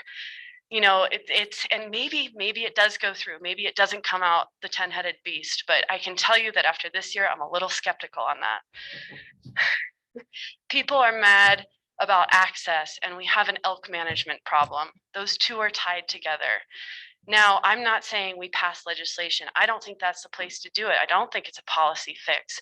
But what we have is we have access, yes, and we have this incredible program. So I was asking at the legislature, I asked the stock growers, I asked the Farm Bureau, I asked wool growers, why are we at this stalemate? What else is there? And their answer is accountability and enforcement. So why don't we look at these places where maybe we would have access, or maybe hunters, because we have behaved poorly, have burned the access and lost it and gone back and be like, how do we create a program that provides accountability to the landowner? Is it that when we go in, we sign in so our name is on there for the day that whatever destruction or gate was left open or road was torn up or whatever happened? And that way you have a 3 strikes rule, you mess up 3 times, you're out, you don't get the access yes program. Whatever that looks like, it's the accountability. It's coming back to it. It's hunters being willing to hold each other accountable. How do we figure that out? We as Wyoming Wildlife Federation are really happy to pull together our resources, our membership, sit down with landowners and figure that out. I think it's a programmatic change. It's not even a commission level change. It's programmatic. How do we fix this? How do we propose this? How do we fund this? We just passed that conservation stamp increase that put $1.4 million annually into access. Yes, we have the ability to look at this on a grander level. I think, when we're looking at that kind of stuff, so pushing that down of like, yes, keep doing the statutes work, keep looking at this, keep going forward with these nuanced conversations, but pay just as much attention to the things that we absolutely 100% can control right now, because I am not 100% sure that what you are proposing currently will come out of the legislature not looking like a 10-headed beast. I think looking and finally going into the statute stuff, if I would offer a couple 2 cents as somebody who has lots of friends with kids, friends who send their kids to say universities or colleges in Wyoming, kids that love this place so much they want to stay, build a life, have a family, have a job here, that cannot afford outfitters or the non-resident fees as students. I don't know if that feeds into any of this, but remember the young people that have not built up the funding to be able to pay our non-resident prices, because those are the people that will be doing that into the future and keeping the future of Wyoming going. Whether they're residents or non-residents, it's a tough pill to swallow sometimes. And I think that's maybe my sort of 3 cents. One sort of last little thing, and maybe this is just a recommendation to remember the language that you use in here is really glommed on by hunters. We do not, how would I say this? We actually do manage our deer species separately. There's a reason we have a type 3 and a type 8 tag. That is us managing whitetail and mule deer separately. What we don't manage separately is deer hunters. So there's, the Game and Fish does look at separate. It's not like they're making the same thoughts on whitetail and mule deer, but they are looking at deer hunters the same. So maybe just make sure, because when you look at public comment, hunters are going to grab onto, we manage deer separately, and you're going to lose the narrative from there on out. Do you mind taking a question from Representative Summers has his hand up? So Yeah. go ahead. Go ahead. Mr. Chairman, thank you. It's more of a comment. So I resemble that 90-headed monster down there, I think, in Cheyenne. Fully aware of that. But I think one thing that was brought up that I think is really important here is the education piece. And I've talked to, my game wardens in the department about this before. It used to be there was and maybe there still is, it just doesn't have a present, but the Game Wardens Association had a lobbyist down there. And as a new member, and I saw other new members, this was years ago, and his name was Bradyoff, and he did a remarkable job of educating legislators on wildlife-related issues. I can tell you that there are 10 people in the legislature that really understand wildlife issues, if you're lucky, maybe 10. And it's not a fault of the rest of them. It's just they're not hunters, or they may have hunters in their district. Obviously they all do. It's just there is a real lack of understanding on wildlife issues in the legislature. And so, I encourage, all of you NGOs, don't just lobby on the issue at hand, because, legislators get tired of that. You need to lobby more on educating long-term over the course of an interim legislators on wildlife issues. And I know it's difficult. I know it's hard to get in front of us. I know time is precious, but it's just something that needs done. And I've preached this for quite a while. Thank you. And Jess, thank you for your hard work as well. Thank you, Jess. Thanks, Jess. Okay, so we have Dax next, and then we have two folks online.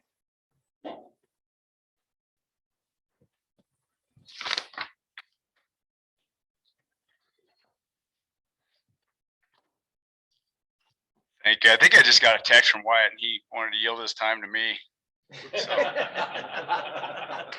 Is that true? Just kidding.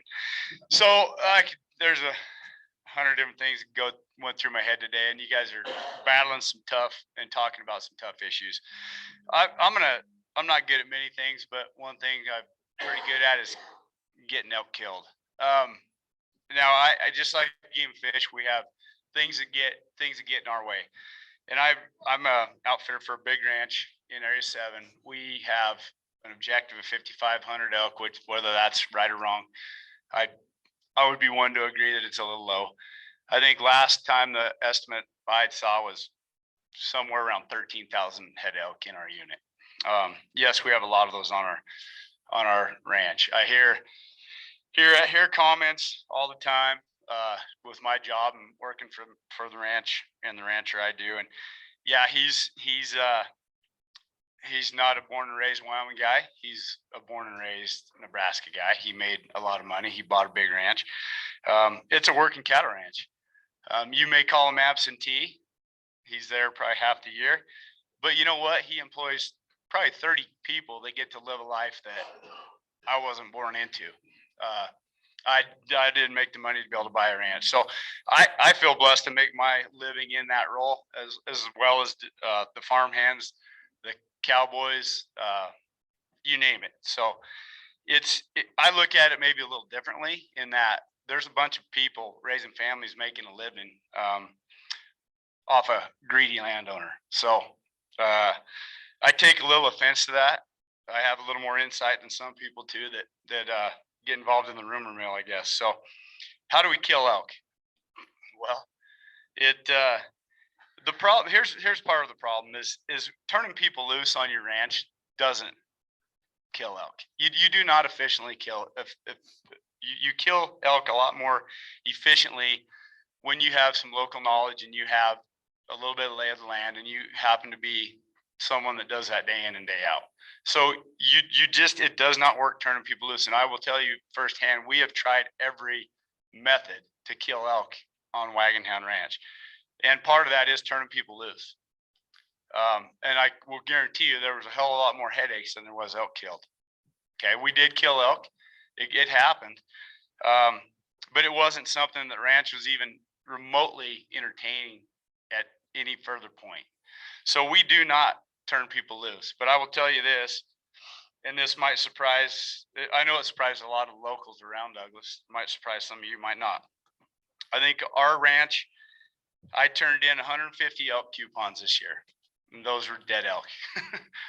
They were not coupons I found on the street. They were dead elk. I probably didn't collect 10 more of those coupons because some of my guides are slap asses, but whatever. I will tell you, we charge for 35 bull elk. We charge for 24 cows. So 99 of those, and again, slap ass guides have probably had over 100. 99 of those were at no charge. So we killed 150 elk. I've talked to the game wardens, I've talked to biologists in other regions. And in Area 7, we single-handedly turn in more elk coupons than any HMA, any walk-in, any landowner.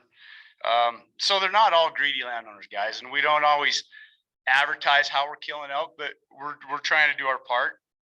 But there's some roadblocks, and I'll tell you one of them. And when you're buying gas at today's rate, you don't have a very smart ranch manager or owner if they're going to let you just donate your time and drive guys around and kill elk for free. Okay, we do it. We do a youth hunt. We killed 41 type 2 bulls because the Game and Fish stuck their neck out and did something outside the box this year. And I appreciate that I had support from my ranch manager and my landowner or our owner to do so. And we plan to do it again next year. And I think they're even improving on the regulations to make it a more effective management tool. The bigger roadblock is the number of cows and killing cows. And I said it yesterday, you're not going to kill cows. You're not going to help these elk populations until there's an incentive for the landowners. And when Cy brought that topic up, where'd you guys go to? Incentivizing the landowners. That's what's going to solve the problem. And I'm not a landowner, guys. I'm just a guy who's seen it from all different sides. My kids are going to grow up hunting on public land. I'm going to retire hunting on public land. And so I get it, and I try to see it. I have majority of my friends are public land hunters. How do you compensate them? There's a lot of different ideas. You guys have already started to come up with some ways on your own, and it's a tough pill to swallow. And any decision you guys make in this room or recommendation isn't going to be 100% supported across the state. So just own that. The access, yes, although there's a lot of success. Guys, it's, I think, and I don't know for sure, but it's somewhere roughly around $2,000 for 10,000 acres. That's one cheap antelope hunt where the hunter stays in a hotel. So if you want to encourage less access and more outfitters, then continue to think that that's your solution to this problem of access. Because in my opinion, it's not. A $16 landowner coupon, that's a cheap antelope hunt. We turn it in, we probably get $3,500 worth of landowner coupons, and part of the time we donate that to somebody. Ranchers need incentives to kill elk or to allow access to kill elk. It's up to the rancher to decide how they're going to do that. We don't turn people loose. We take people out. If you're not a guide or a ranch employee, you're not going to go kill an elk. You're not going out there. And you know what? If my guides want to take 15 people, they schedule it through me. And I'm not here to tell you that one way is better than the other, but it's up to the landowner. And we found an effective way to do that. And turning people loose is not effective. It's not effective. The licensing. We haven't talked much about private land tags, but and I agree with you. You don't want to take the tags out of the residents' hands. But I'll tell you what, when you're over objective by 8,000 or 9,000 elk in an area, you could damn sure give some private land tags so that those guys that aren't going to be on that public ground can kill more elk. You can do that right now. And Jess brought up a good point. That's not a statutory change. That's a regulatory thing we can do right now. It's tough. It's more complicated. And I would not want Jennifer's job if you paid me my boss's salary. I wouldn't want it. You know, and I don't know the ins and outs, but there's other states and we're comparing other states, but you know, you go whack 40 cows and however you want to do it, whether you turn people loose, and I wouldn't. I'd have my guides take people out there because we're going to be able to kill 80 cows to turn people's loose 40 cows. But you kill X amount of elk and you get one transferable landowner tag. That's an idea. Let's say you have some good walk-in or HMA area and you have ranchers that are willing to put that actually have elk or deer or antelope during the hunting season. Okay. Not some sagebrush land that they say is walk-in that you may or may not see an elk on. And you have X amount of acres that holds 2,000 elk days during that hunting season or during this time frame, then you get a transferable landowner tag. Those ranchers who don't care about hunting, there's a lot of them out there, guys. They care about ranching, they care about livestock, they care about cattle. They aren't going to use their tag, but by God, if they could sell that tag for $5,000, $10,000, and it could be used on some other piece of private ground that's not going to affect the resident hunter, then so be it. Maybe that cuts down on some of the damages that we pay. But there's 150 different ideas, and not one of them is going to be accepted across the state. Anyway, the land swaps, they don't work. Our ranch has tried them. We're trying to get one done with the state right now, where it's a very, very great piece of property that's about 5,000 or 6,000 acres, I believe. And we went out and took all the little chunks of state ground that are landlocked that people cannot get to, barring a neighbor here or there, and trying to swap that with the state, and that we can't even get a meeting. So I was hoping we'd have that talk today because kind of wanted to bring that up. But it's land that we hunt. It's land that I'd be pretty sad to not be able to take an archery hunter elk hunting on. We've tried to do it with the Forest Service. We've tried to do things like that where it would simplify the owner's corners, the owner's boundaries, as well as give access to some state land, some government land that people can't access. But you guys all talked about it, and the struggle with dealing with a government agency is real. So, you know, that would be great if that worked, and it could also maybe solve some of these corner crossing problems that are at us, you know, right now and coming forward. Anyway, one of the issues, and I'll kind of wrap this up. The one thing I run into is yeah, we can't go run around and burn a tank of gas for free, just taking the local out every day.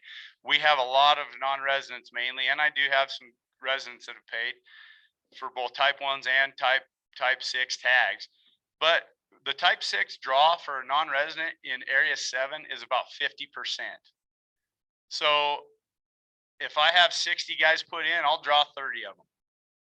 So, but we're over objective by 8,000 to 9,000 elk. So you tell me the game fish don't need some more flexibility on how they can divvy out tags depending on what the dynamics of that area is?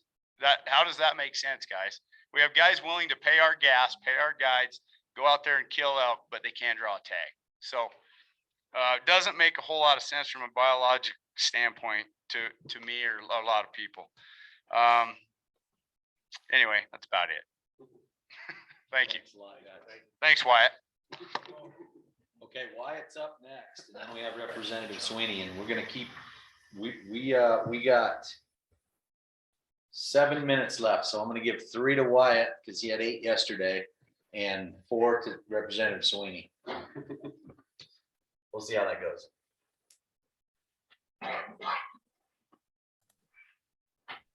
Can you hear me? Yep, you're up. Thanks, Dax. I appreciate you keeping this light and joking around with me.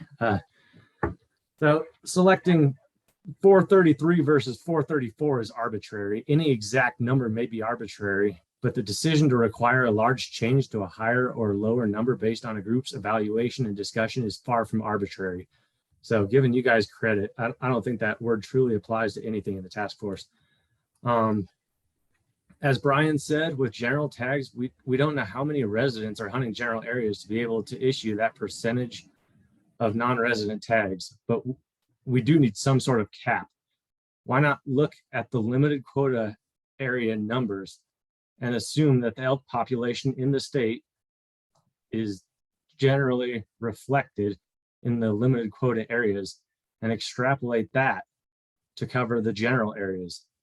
That way, for general areas, the number of non-resident hunters wouldn't be in relation to the number of resident hunters that we can't guess, but a reflection of the proportion of non-resident hunters in the limited quota areas.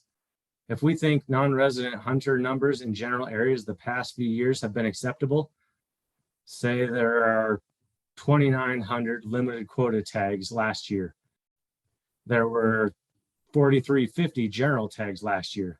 So moving forward, we say that there should be 1.5 times the number of limited quota non-resident tags issued to non-resident general hunters.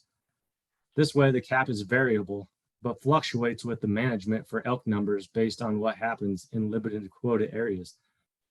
This way, we use that 7,250 number and what it has taught us in terms of fluctuating non-resident numbers versus elk numbers versus hunter satisfaction for use in those general areas. You can adjust that 150% or 1.5 times the number of general tags with consideration to satisfaction before it's set in stone. But I think a proportion would work pretty well for that. The limitations there would be that the proportion of limited quota to general areas would need to remain the same, or you'd have to change that percent tag number to reflect that change a little bit. Comparing bonus points to grandfathering parcels for landowner tags, I'll guarantee you, if you grandfather landowner tag parcels on the basis of those people playing the game and it not being fair to change the game on them now, you'll have every single person with high preference points calling you out for the hypocrisy if you convert them to bonus points. There was no right or guarantee in either case. Stay consistent here and think what's most fair for the masses. Make a decision and have regulations that apply to all. Wildlife management is adaptive management. As such, you're not obligated to, nor should you, offer any long-term guarantees. Yeah, there was no right or guarantee in either of those cases. So stay consistent here and think of what's fair for the masses, as I said there.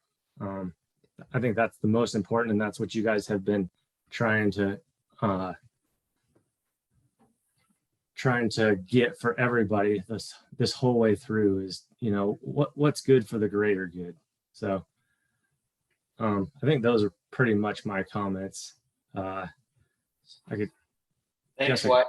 Can I ask, that first part you talked about, you might have lost a few people. You might have to put that in writing and send it to us. And yeah, I figured it would. Usually, you know, you got to illustrate math a little bit more, but, you know, just using those limited quotas and what we know for those areas and kind of extrapolating that into the general areas is basically the main objective I was trying to get there.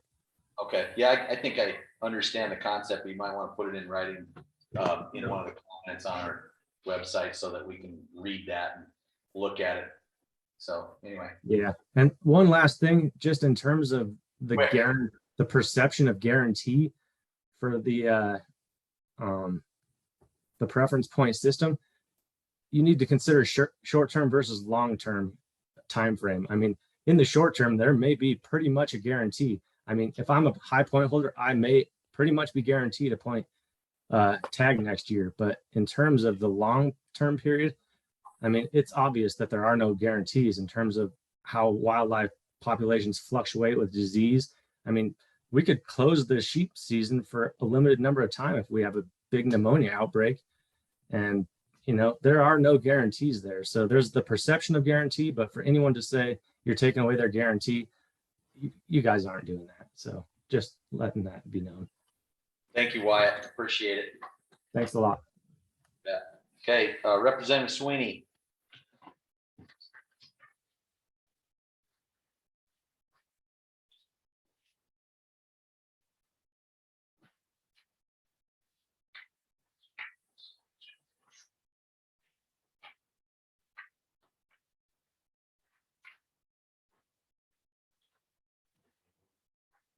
No, is he on?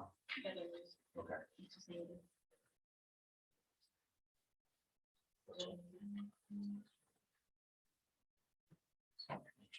There it is. Okay, Representative Sweeney, you're up. Thank you, Mr. Chairman. I'll just take a couple of minutes. My biggest concern is how whatever the next decisions relate to, and I really appreciate Joe's presentation this morning. In the long run, we've absolutely, the task force and the legislatures got to be concerned about the finances for Wyoming Game and Fish. And I know you're all aware of that, but I would say that's my biggest concern. I also really agree with Jess's comments this morning about that piece of legislation on the 90-10 on the Big Five, and appreciate her work along with a lot of other organizations that helped get that through. In the end, I was a no vote. I got it to a point where it was going to be on the floor. I didn't really speak out against. I've taken flack from the outfitters. I've taken flack from the 90-10 group. And as I discussed with a couple of people that contacted me from 90-10, my biggest concern still is ongoing, the funding issue, and then the preference point system and how that is all ends up. That will take a lot of education to both resident and non-resident. And so that was my main thing. But I think some of the other votes, no votes, came from very conservative members of the House that I think saw a possible fee increase or constitutionality of some of the other issues with it. And it's hard to guess why most of the Democrats voted against it also. And I'm not quite sure why that was. And I haven't visited with any of them, in fairness. So, but my biggest concern still moving forward is what we do to our department on however it comes out. The task force, I know, is mindful of that. And I just want to be careful because there's just not going to be a way to get game and fish, I believe, even in a small way, back on the general fund. And I just don't see that happening. So we don't want to destroy the department. I know the task force doesn't want to destroy the department, and that's a grave concern to me. You know, having not been in the legislature, it's always been a concern to me that we don't diminish our department, but bolster our department, because they do a great job and a great service to our state. So with that, thank you, Mr. Chairman, and thank you to the task force members. And you do a great job and a great service to the state. So, and take a lot of crap. So anyway. Hey, thank you, Representative Sweeney. Appreciate it. So look at that, 4 minutes to noon. Bam. We already set, we kind of got individually our subcommittee. We have a meeting set already. I'll let Joe work on his individually. How's that? And Yeah, and- direct. And get a time set for that. And then I just want to really quick thank the staff again for the work that you guys Chairman for making this thing run smooth too. Yep. do. Well, yeah. Okay. The next meeting is the 28th of April, and it's at the Clarion. It's not here. It's not there. It's at the Clarion. Send So- Pat 2 or 3 reminders. Okay, so just want to let everybody know, yeah, he's gone now, but maybe we can send out, can we get an invite out to the whole task force? Just send out an invite with the date and the.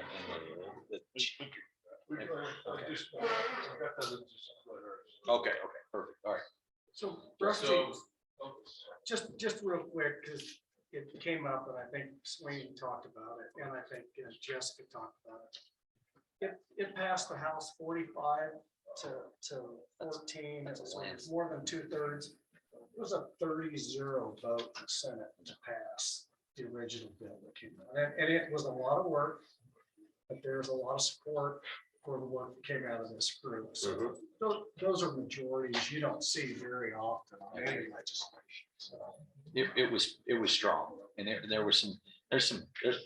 there's rarely anything that doesn't have a hiccup. I mean, there's 90 people that represent 90 different places. so 93 now, so. didn't have- Anyway, Hey, one quick thing. So tonight we have the privilege for the first time now in 3 years of being able to actually hold this event. We'll be doing the Outdoor Hall of Fame banquet up in Cody, where we're going to induct 3 new members. They were actually inducted or selected 2.5 years ago before COVID started. But anyway, it's an elite group of folks who, because of their experience and all their contributions to our state and the things that they've done for our outdoors and our outdoor resources, were inducted into this. And one of them that will be inducted tonight is sitting right over here, Mr. Dwayne Hagan.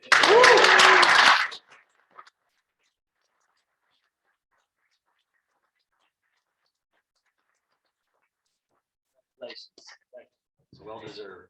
Thank you, Brian, for that. Everybody travel safe. On the road. Meeting adjourned.